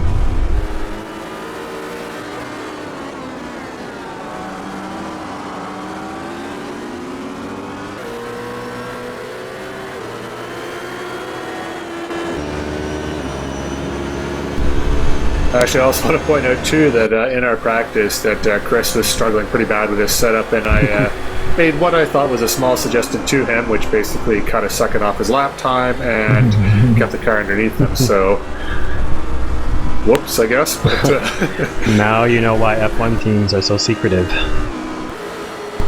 Yeah, again, we mentioned it before too. Like the LMP is pretty complicated, not as bad as a Formula One car, but I mean, we jump in here, we drive, we tweak a few things in the setup. But these cars have teams of engineers that work on them, do testing, they put them on, their simulator rigs, and figure out what setup they use. We don't have that luxury, so basically what we're doing is we're trying to get the car to feel right. We don't have as much opportunity to really, qualitatively or quantitatively digest what we're doing to the setup, other than does it feel good? Are we going faster? Yep. One thing I did was I made it feel faster and it felt all right, but didn't have a chance to run it long enough to realize that it sucked pretty bad in the race, and was after about 5 laps was pushing pretty badly, which means I couldn't get the car to point into the corner quite like I wanted to. And essentially what that does is over a long run, if it's understeering a little bit at the beginning of the run, which will heat up the front tires more, and if you heat up the front tires more than the rear tires, front tires lose more grip, they wear a little bit more, and the problem just gets worse and worse and worse through the entire run. Well, that's sort of true. I mean, the only thing we do have is we do have the McLaren telemetry software available to us for free. It is a licensed deal through iRacing, and iRacing outputs telemetry data from the cars in the format that supports. So, although we don't have quite the extensive, David's not going very wide, set of tools available, we do have some pretty good stuff. Mostly we just don't have the engineering knowledge to know what to do with it all. Yeah, these guys, the teams that run these prototypes in real life have, just teams of guys that are constantly crunching the numbers and trying to figure out how they can get just a tiny bit more speed out of it, while still being able to be run over, 6 hours, I think, is generally the time that they run in the endurance series. So I think it's quite impressive what, one or two guys working together can do to with these car setups. Yeah, you also have to keep in mind too that while iRacing is an extremely good simulation, it's not entirely perfect. So some of the things you'd expect to see in real life don't work exactly the way you would expect them to there. So there is that problem. Also, the telemetry that Dan was mentioning, we do have access to an excellent telemetry program. The issue that I have with that is it's an excellent telemetry program, which means, like Daniel said, you really need to understand some of the final point. They have a section for changing the maths on the output. Oh, geez. Oh, no, that was not good. Oh, that is definitely not good. Wow. Oh, and that's... No, that was good. That was an interesting recovery there from Wyatt. Craig, unfortunately, is in the tires. That's not going to be good for him. We'll see how the damage is on that. He's opting not to go right to the... Yeah, he could have backed up to go into the pits. I guess he wants to take a lap to feel it out. That could have championship implications with... Wyatt looked like he got away from that all right, but Craig, if he has to retire from that or drop back, that could bring Todd Carver back into a position where he can challenge on points with James Cullen, who seems to be running away with this race. 24 seconds ahead of Wyatt Foster now, so... There he is. But yeah, like I was saying about the telemetry, I mean, you really gotta, they're talking about mass of the telemetry, so you have like functions and differentiations, and like basically you need to understand the calculus behind it. Is that looks like that's Ryan Huff off the track, the exit of turn 1, it looks like he might have had it off there. Might be damaged too, we'll see how that works out. It's kind of hard to tell, but yeah, as soon as I start talking about this, stuff starts happening, but what I'm trying to say is, you've got so much that you can do with the telemetry, and really to get, the most out of it, you really have to understand A, the limitations of iRacing, and then B, what you're looking at when you pull it off the thing, because it covers a lot of stuff. What I try to use it for is to kind of get an idea of what my suspension travel changes are, when I change spring rates, ride heights, that sort of thing. And even then, I have really a tough time to even know when the car, at what points the car is bottoming, what points the car is hitting the bottom of the suspension, which is really key when trying to figure out a setup, because we're going mostly by feel, and if the car is bottoming out or hitting the end of the suspension travel in the corner, it's going to do some strange things. You might think that, okay, well, it's causing me to either oversteer or understeer, and then you'd think, okay, well, what do I need to change in the car to cure that? But if it's due to the car's handling or bottoming, what you do is drastically opposite.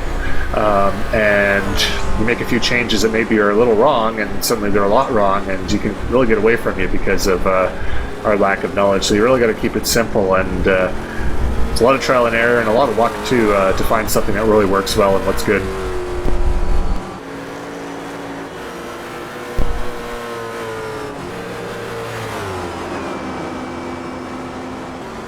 You can see very clearly there from James that he was flashing the brake lights, which is a signal to David Sirois that he was going to be letting him by, so David knew to go full speed into that corner, because the speed the Ford GT enters the corner, the speed the LMP enters the corner is probably 100 kilometers an hour difference. No exaggeration there. Yeah. It is, you're pretty much flat out in the LMP, you're braking for the Ford, so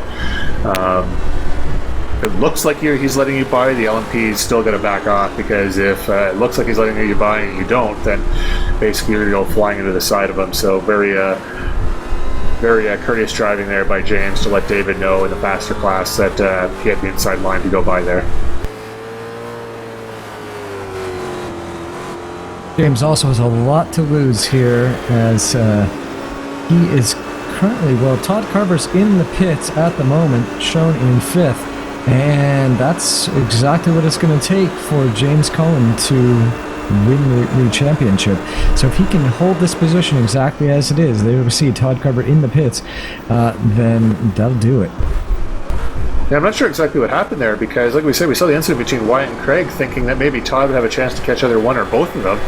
And what's happened is quite the opposite of that. He's dropped down to 5th place right now. Now maybe this is his last pit stop and the others haven't pitted, but I mean, we'll see how it shakes out as we then cut right over to Craig Hunter to see, and there's Wyatt Foster there just ahead of him.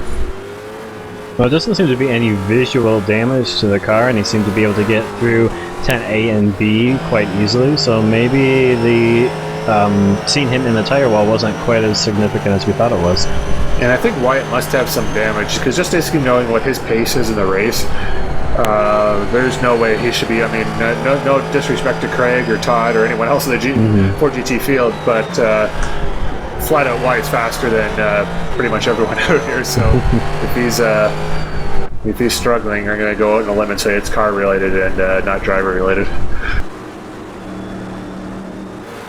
It looks like Craig is kind of struggling with the car a little bit there. I mean, it's looking a little jittery going through some of those corners. Yeah, so. I did actually catch a bit of damage on, must have been the driver's right-hand side.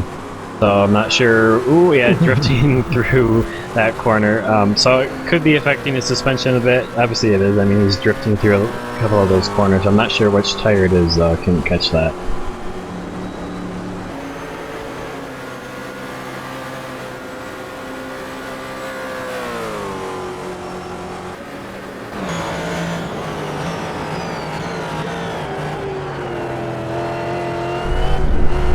Alright, and just for the folks out there listening, we are recording this right now. It is local time here at about just past 10:30, so if you hear me go quiet for a little bit, I may have fallen asleep, so just if things get intense, get the other guys to wake me up, but I should be alright for the remaining 37 minutes here.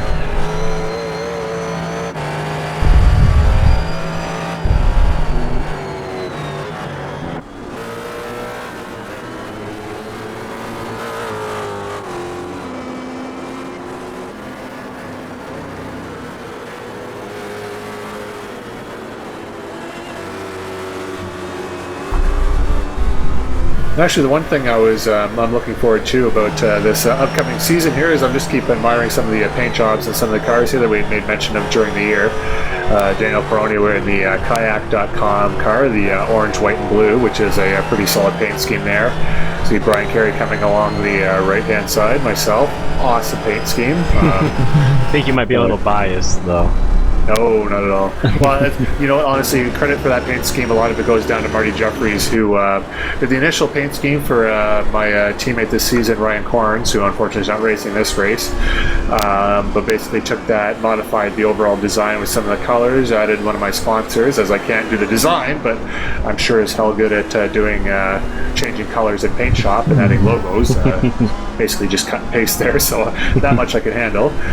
So the overall design, as you can see, we're going past Marty Jeffries there in the 47. He was the one that handled that. And an interesting note is we were talking about bios there. Although my wife from MITS, if you're not from the east coast of Canada, this is really, really hard to explain. I mean, I'm sure there's other places in the world that's like this, but if you're from the east coast, you seem to know everyone else that's from the east coast, no matter where you go. And Marty Jeffrey's currently hailing out of Dartmouth, Nova Scotia, which is where my wife was born and lived for the early part of her life.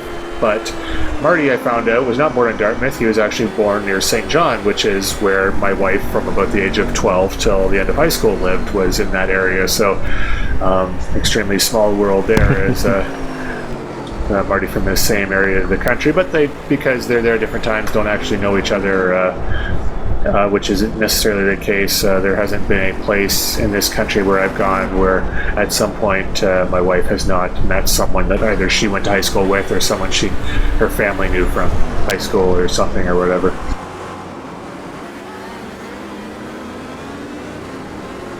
Not to poke fun at my American friends there, but I do get a lot of, or used to anyways, you get the old, like, stereotypical, it's like, oh, I know someone from Canada, do you know them? Well, if you ask my wife, she probably would. That's just how things work out down in the East Coast in Nova Scotia, New Brunswick, and that area of the country. Yeah, the East Coast of the United States, a little bit different, I think, especially with places like New York and all that. Definitely a little bit harder to know as many people in those areas. There are probably more people on the East Coast of the United States than there are of Canada, I would guess. Yeah, I'm pretty sure there's more people in New York State than there are in the entire Canada, but for our geography and stats buffs out there, Canada current population probably about 33 million people right now, or I believe the United States probably pushing over 300 million. Yeah, I think I just saw actually it was 331 million or something. 331, yeah. So roughly a 10-to-1 ratio there of Americans to Canadians, but we make up for it in spirit, I guess.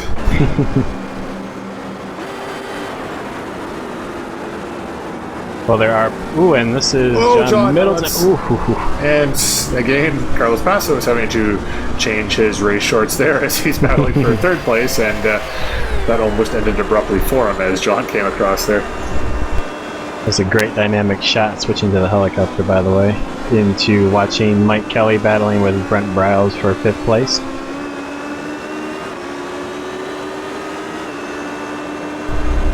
And actually, in just sort of somewhat unrelated to iRacing, one of my colleagues from work, her son has a baseball tournament I believe, in 3 weeks in Grand Rapids, Michigan, where our Anthony Muniz hails from.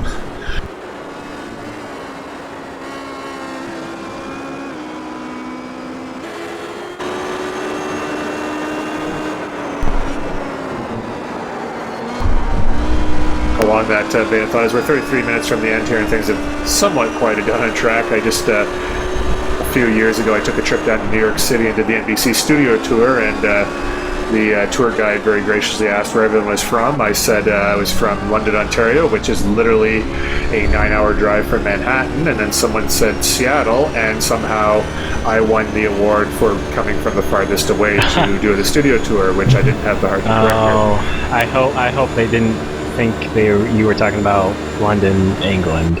No, I specifically said Canada. Okay. I didn't want to... Well, anyway. Just, I am curious on how you managed to win that award. Yeah, well, anyways, in fairness, later, I don't know for those of you who have seen the movie Wayne's World, but they made a point of saying that when we were in the SNL tour, like in the SNL part of the NBC tour, that this is where they filmed Wayne's World. So when we got to do the green screen part of the tour, they asked me if I could go anywhere in the world I wanted to go, where would I go?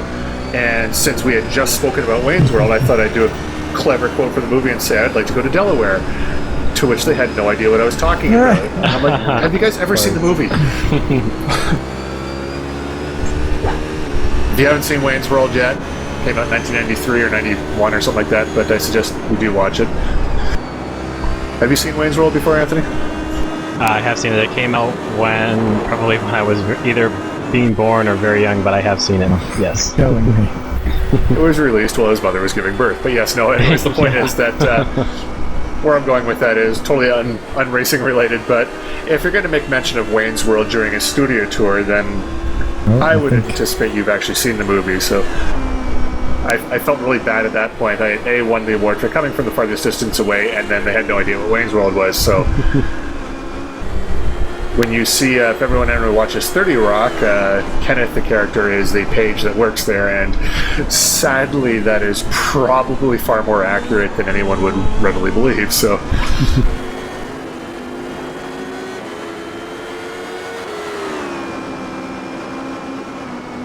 And I am just noticing as we look at Daniel Pulveroni here, just behind him is Chris Damron Jr., and it looks like he is not too far away from lapping everyone but second place competitor David Serwa. So Damron I like really has awesome. yeah. Just bringing it, that's payback for the bias on your paint job. All right. But yeah, no, that was the one thing about this race is I was like, okay, well, I'm in third place is good, and then it's like you get the blue flag, and it's just like, oh, geez. One of the benefits of running up front, at least recently towards the end of the season, is not getting lapped by other cars, and unfortunately, Chris blew that right out of the water for me. But as you can see, there's Daniel Corney there, our other colleague in the booth, and as you can see, I had just lapped him, so it's a bit of a... in fairness, the Road Atlanta track it's a 2-hour race, so one of the longest race of the year, and probably one of the shortest laps of the year too. So it's still kind of depressing, though, I have to say. Oh, it's extremely depressing. Yeah. I mean, at this point, I'm 2 laps down, and that first lap came in less than an hour, if I recall correctly. You did take some damage there too, so... Well, I did have to stop on track twice, so I did lose around 20 seconds to that. Yeah, it's true. It still really sucks. Actually, when through the ISRA, when we ran the one season of the GP1, which was the Formula One League, I remember I had never, unless I suffered damage, been lapped by anyone in road racing and sim racing ever. And I had David Williams about 3/4 of the way through the race come up to lap me, and I didn't know what to do. So.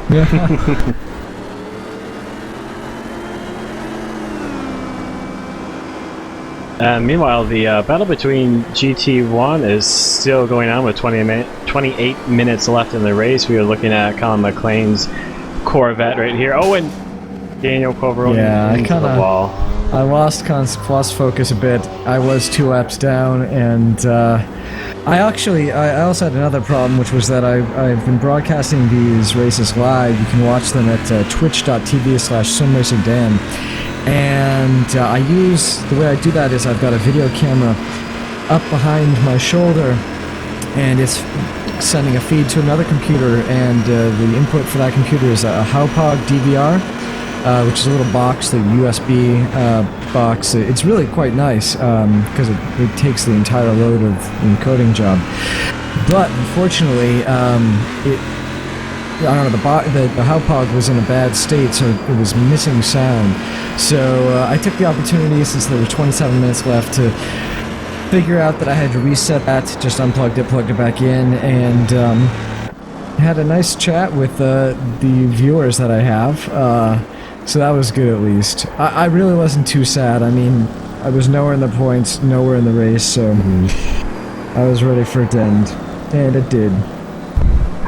Yeah, I like for the difference between sim racing and real life is you saw Dan hard headfirst into the wall, and then you see him slowly try to turn the car and continue on. I mean, that's in real life you'd be checking to make sure you had all your pieces still attached to you, but and the driver model here at iRacing is actually pretty good now. So you just saw his little driver avatar trying to steer the car calmly and drive it off the track after hitting the wall head on at probably about 100 miles an hour. Yeah, I was really disappointed that I did that too, because it's not like in the LMP that wasn't a terribly challenging piece of track, and I just oh well. Yeah, well, I had the same thing. I don't know if you've noticed, but my name is basically dead last on that running ticker above, and I had the same thing happen to me in that same corner. It was back just after I think I got passed by the 3 guys that we were running with earlier when we got caught up with that Ford GT, and it just broke my concentration quite a bit, and I took that corner totally wrong, And I'm guessing that's kind of the same thing that happened there. And then it's a bad corner to have that happen because there's not. If you run wide in that corner, there's really nowhere for you to go but into the tires. Which corner was that? That was the top of the S's, turn 5. Yep. I'm sorry, the bottom, I guess you'd say. The end of the S's.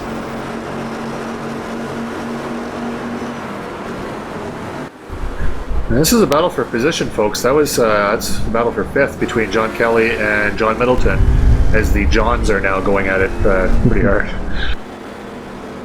Also, the battle for first. Oh, and this is John Kelly pulling into the pits to make his final stop.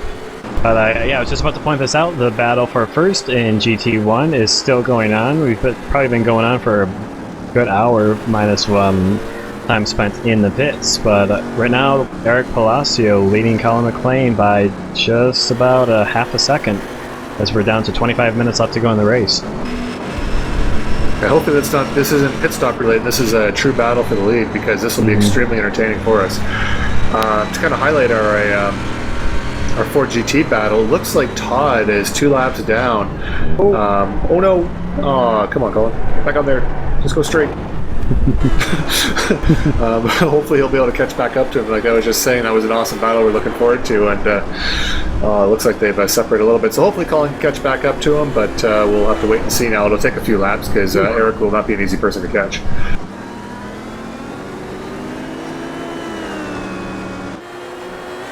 But anyways, back to the Ford GT. There's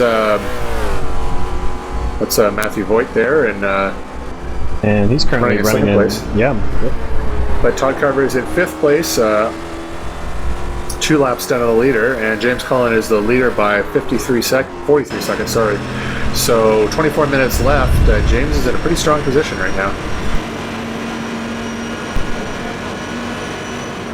Yeah, the Matthew Voigt is running in 2nd, and behind him, Wyatt Foster is 14 seconds. So Foster not really in a position to take the win. Looks like as long as James can keep it together for these final 24 minutes, it looks like he'll have the win for this final race.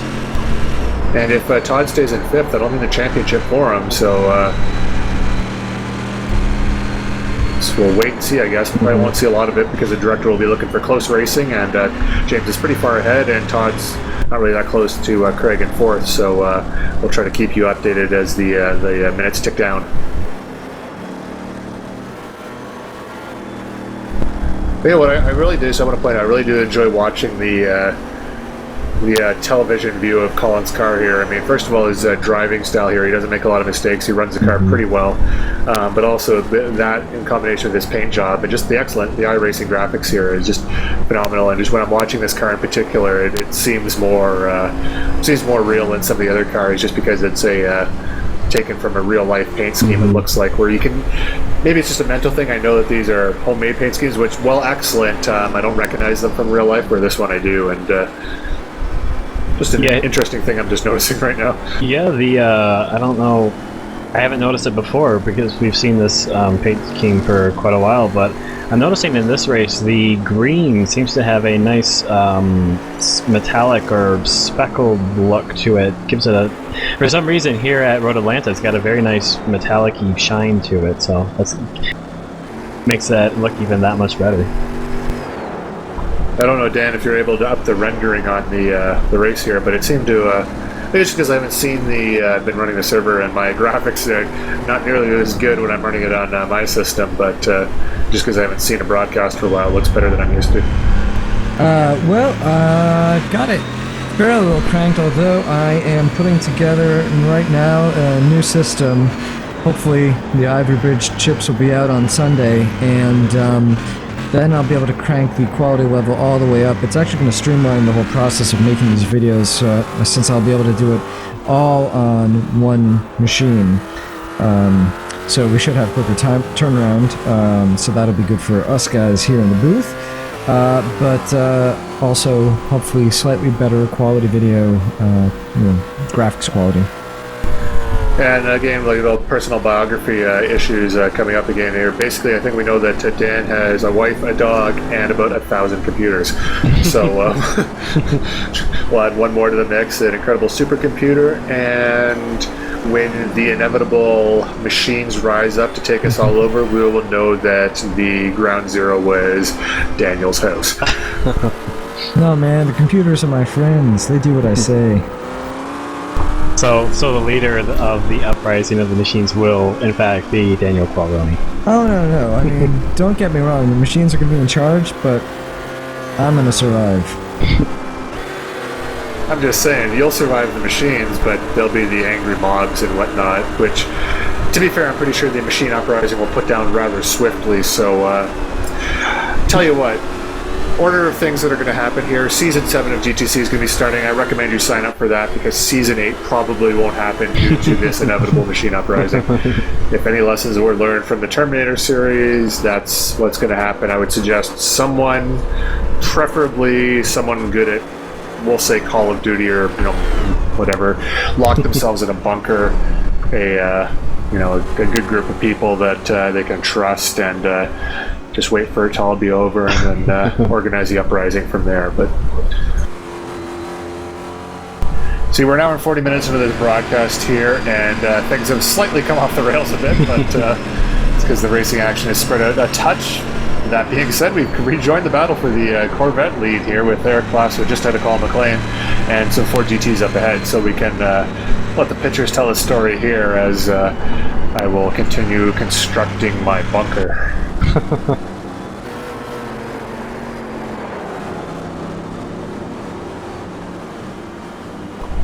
But seriously, Dan has a lot of computers. I have a 4.5-year-old Dell machine that at the time I bought for like $600, so the fact that it's still running at all is extremely good for me.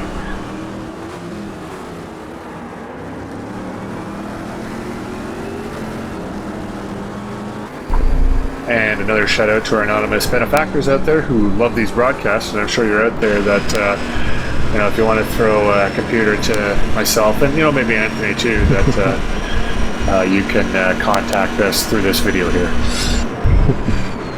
I could do with a couple extra screens, Ad.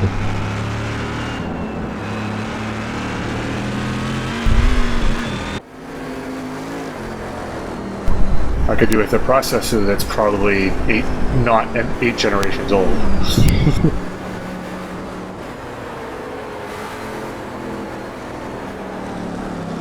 Well, back onto the GT1 battle we're seeing on screen. At one point, I thought Colin was going to be able to get right on the back. It looks like he may very well do as Palacio catches up with Todd Carver in his Ford GT.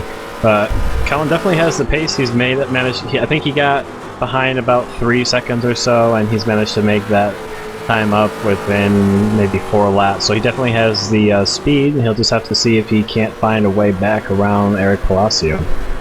It's pretty interesting because Eric had a really good, a ton more speed in the earlier part of the race to catch up with Colin McLean. And all of a sudden the tables turned and McLean not able to keep up with Palacio. You can see here James Cullen we're watching right now, and that's Matthew Voigt right behind him, and Matthew is a lap down as Chris Damron Jr. comes flying through there out of pretty much nowhere. That's our overall leader. Also, too, there's 17 minutes left. We're at 82 laps into this race. Now, if you've, I know in real life, you go around here a lot more, but 82 laps around anywhere is a lot, so...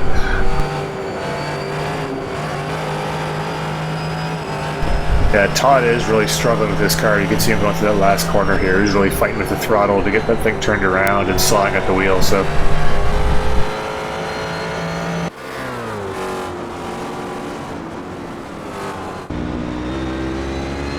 And onboard shot of Brian Carey, who's been pretty much alone throughout this entire race. He's got, you're a minute and 8 seconds behind David Sawada, and you put yourself in pretty good position ahead of Carlos Passos, a good 13 seconds. Watching the race as it happened, that there was kind of a I guess you could say a bit of a fuel strategy battle between you two, and because Passos seemed to be able to stay out longer, and it was going to be close. I believe you were able to get by him before or while he was in the pits. You could take third place back, weren't you? Yeah, because he's able to go at a little bit. What happened was during the race, he's able to go a lot longer than he for the pit stop. I think he went almost 2 laps longer. Maybe it was a lap longer for the first stop, and then by the second stop, it's 2 laps longer. He's getting better fuel mileage. So by the time we got around to our last stop, all it is fuel, and the fuel goes into the car pretty slowly. So 3 laps of fuel, I think that was about 6 kilograms, which is probably about 4 seconds, give or take, of fuel. So I really had to pull out a gap going to this final pit stop, which is coming up here. Right now our gap is 11 seconds, and I mean that's 5 seconds plus traffic can swing the gap by 5 seconds either way. So really, not in close contact with each other, really kind of pushing hard to try to make that happen as I'm catching the class leaders and trying above all else not to run James off the road here, because that's the last thing I really wanted to do, and luckily able to get by there, no problem.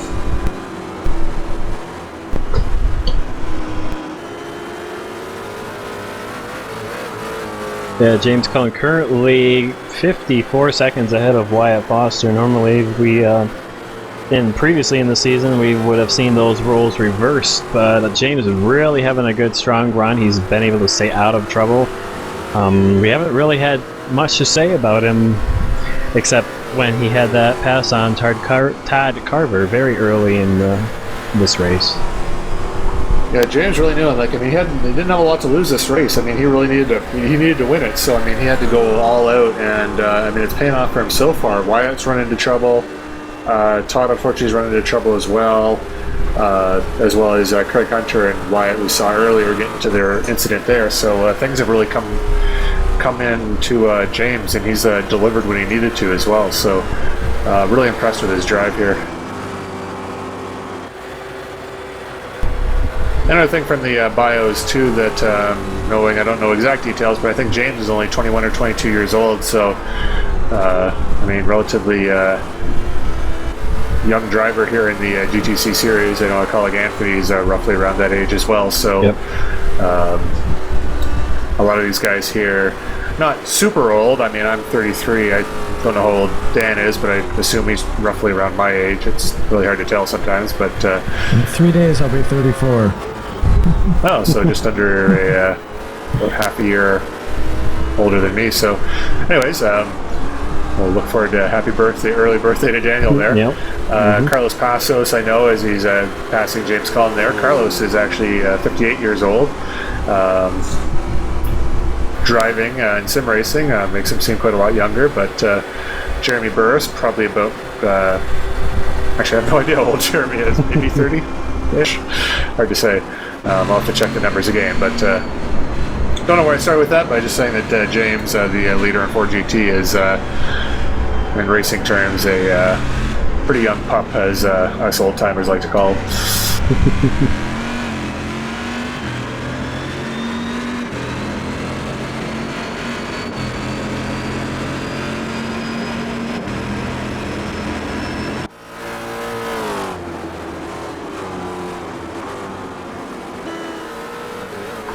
Another thing about that too is seeing some of the ages there. I think it said that Jerry Morsdorf, who currently running 8th place right now in the LMPs, for some reason, I apologize, Jerry, if it was an incorrect press. I assume maybe because I was so used to seeing his car number as 42, I just assumed he was in his 40s.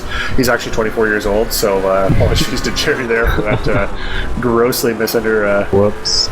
Yeah, well, it's you don't go face to face. I mean, once you're into your 20s there on the voice chats, 20, 30, 40, 50 really doesn't sound a lot different, unless you're deep into your 70s, then maybe you might be able to tell. But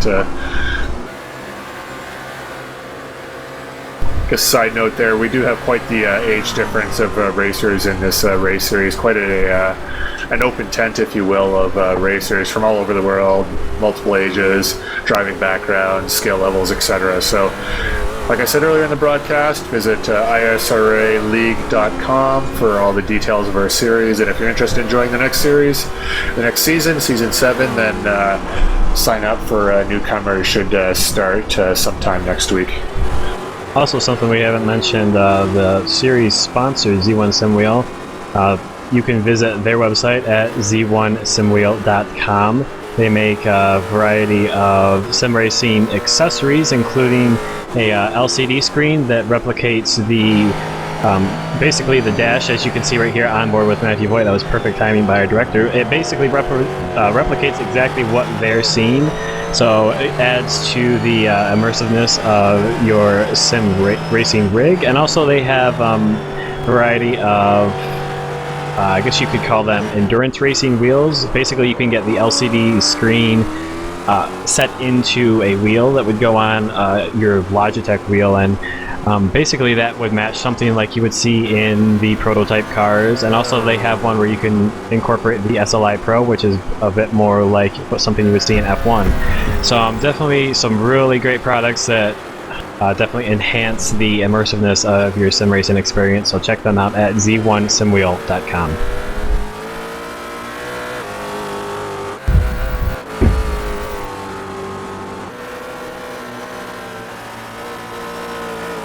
Alright, we're coming down to 10 minutes left, so class battle. Colin McLean is actually taking the lead from Eric Palacio. He's about 6 seconds ahead of him in the Corvettes.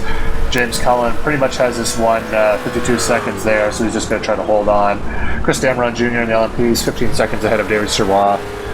Looks like Brian Carey has made his pit stop, so we'll look for Carlos Passos to make his final pit stop there and see how that shakes out for the battle for third.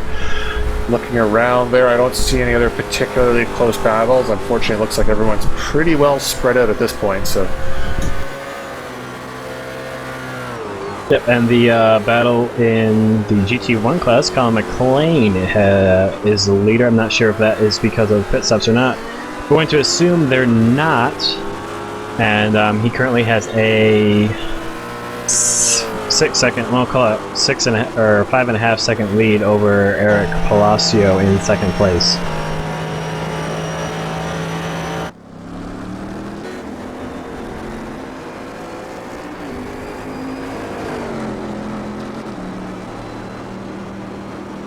And that Corvette seems to have some damage. Who is that? that's John Marty Cullen? Jeffries. No, the one behind him, the pink. Oh. Looked like he was crabbing quite severely, and Marty Jeffries was able to drive right by him. Oh, and this is Evgeny Gavernin, I think. Yeah, it looked like the number 10 there. So. Yep, that is. So he obviously had an off at turn 7. Evgeny, unfortunately, in his return to the series, has had a few off. So.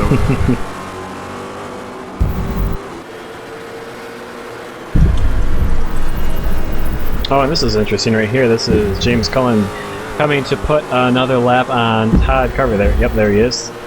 This will put Todd Carver 3 laps down if he does get by. Oh, and McLean into the pit. So this should put Palacio back in the lead. Yep, and there he goes, driving by.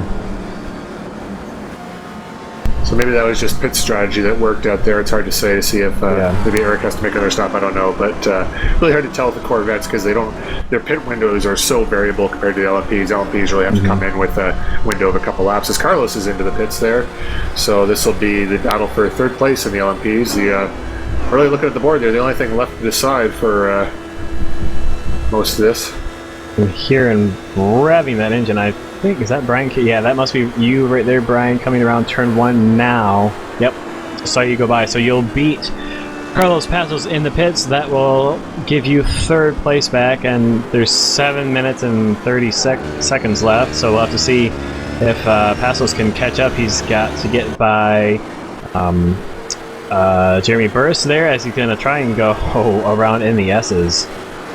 Sending Burris wide. Oh, and sending him into a spin as he goes wide and touches. And that looks like he's going to suffer a bit of damage there, unfortunately. Yeah, Jeremy's not really battling with anyone right now. He's a lap behind 8th place. He's 4 laps ahead of 10th place. So probably just trying to drive off the track there, and unfortunately got turned around. So very graciously letting Carlos make a run past him there. And as you can see, looks like that's Brian Carey up there. Yep, this is the gap right here. It's being shown 2 seconds on our timing and scoring. So this also has become cool. This is basically the last battle on the track. GT1, Eric Palacio has stretched the lead over Tom McLean to 30 seconds. So unless Palacio has to make another pit stop, that battle has been decided.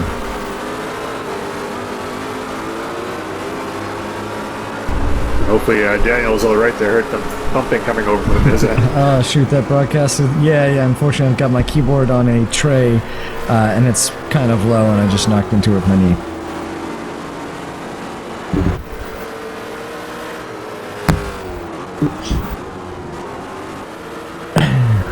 Well, this would be an exciting finish here with Todd Carver and James Cullen battling out, but Todd Carver is 2 laps down, so... If Todd Carver was Michael Schumacher and James Cullen was Mika Hakkinen, this would be a good opportunity for Todd Carver to run James off the road here, thus ensuring his championship, but he's not going to do that, so lets them both by, and James has 5 minutes and 30 seconds left of running here. As well, if you can just keep it on the track there. That was a little aggressive for the situation, but if you can keep it on the track, we're looking at our only championship left to decide, and it looks like James Cullen, if you can hold on, will take it. So I shouldn't have said that. I've destroyed other people's races before by doing that, but we'll see how that works out. And then back to the battle for third place. Well, it's not quite a battle yet. It's attempting to be a battle. This is Carlos Passos trying to chase down Brian Carey. Currently stuck behind, I believe that was Wyatt Foster in that Ford GT. So right now, gap is still about 3 seconds between Carey and Passos. So he's still got a few laps left to try and make some of that up. But it's gonna be, as long as Brian stays consistent, I think it's going to be fairly difficult for him to make up and then pass, because it's pretty difficult to pass in the LMP. Well, one thing I haven't mentioned before, because honestly I forgot and it hadn't come up yet, but I had taken some damage a couple times during the race, which is basically, I had basically slowed my pace down probably about half second a lap. There was a sweet spot in the middle of the fuel run where the pace was actually pretty good, but in heavy fuel and low fuel it wasn't quite where it should be, so by no means over right now.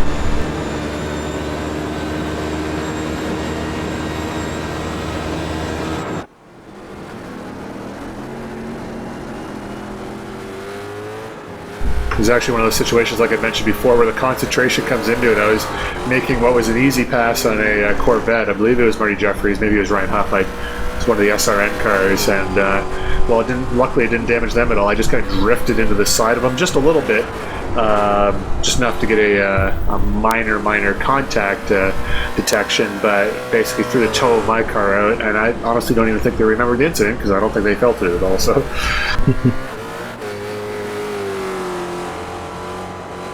But it was purely a loss of concentration on my part. I wasn't paying attention as I was going around them, and kind of drifted to the left more than I should have.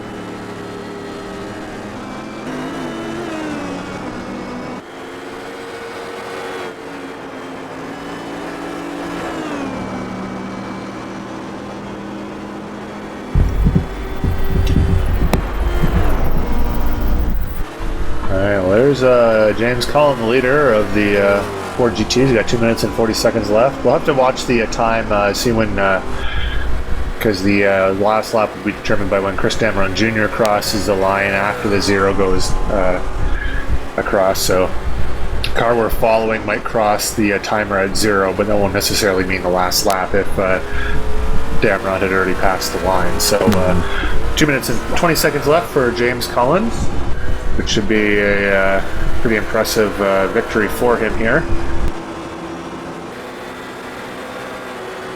And it's Brent Browse who just went by. He's very quietly been running around in 6th place with Mike Kelly in 5th, and we haven't seen a lot of Mike today. I mean, we've seen a little bit of him, but not in his traditional high-flying, passing Mike Kelly straight away. Just kind of a quiet race for him overall.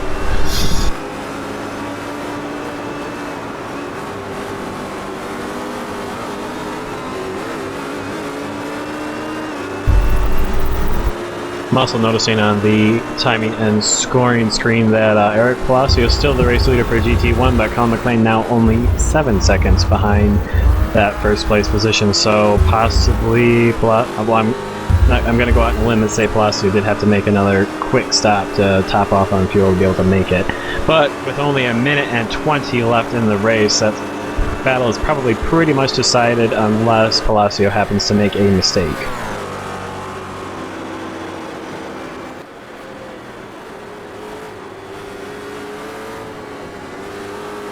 Meanwhile, the gap between Brian Carey and Carlos Passos is still currently about 3, jumping between 2 and 3 seconds, so I'm going to say about 3. We're seeing the white flag now, so Dameron, they're just crossing the line and starting on the last lap. Which means this will be the last lap for James, as Dameron just got around him.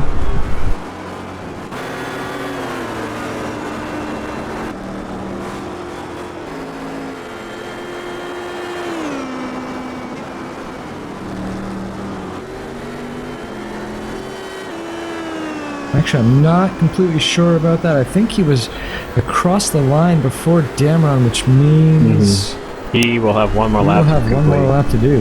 Yep. Well, no, if he finishes behind Dameron, which he's going to, then Dameron's going to end the race and he'll finish behind him.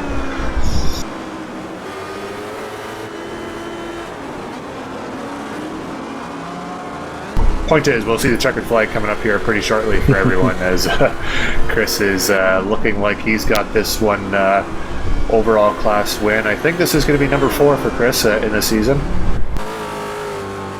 28 seconds, so that should be no problem for him. And there he goes, victory for Chris Dameron Jr. We've got Craig Hunter finishing in 3rd, James Cullen. Yep. James Cullen just took the win in the 4 GTs, and because Todd Carver more than a lap behind Matthew Voigt, as there's Matthew Voigt crossing the line, we can now officially say that James Cullen is the 4 GT champion, right down to the wire. That was a fantastic season for those guys. And there is Todd Carver finishing. So we have the 60 car there, Chris Dameron Jr., followed by 19 of David Sirwa, and then the 79 of Brian Carey in 3rd. Carlos Passos taking 4th.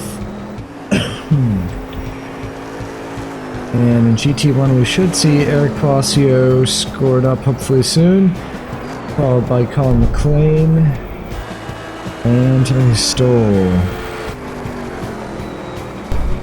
Yep, well, there's Palacio there. There it goes. There it goes. Okay, great. And there's GT2 filling out, and finally GT1 fills out. So we finish off the season, this very long season 6. David Sirwa taking the championship handily, but Brian Carey, nicely done for a 2nd place position. Yeah, with Chris Dameron in 3rd. And there we have Timothy Stoll commanding lead in 1st, but Marty Jeffries and Gilles Moret just 3 points apart. So for 2nd, that's pretty exciting, especially because Gilles Moret had a couple DNFs in the middle of the season. He was getting a bit down about them, but he did very well there. And there we have it, James Cullen over Todd Carver by 1 point. And it looks like by doing some pretty solid donuts behind the... yeah, well, we can see them. So Tim, take notes. So, wow, what a finish that is. Well deserved. Nicely done, James. Alright, well, the exciting thing for us, of course, is that because we're recording this a couple weeks late, we see that, unfortunately, normally this tells us the next race, but it's all over, man. But since we are recording this a couple weeks after the race, we are now going to move on to Season 7 in just 2 weeks' time.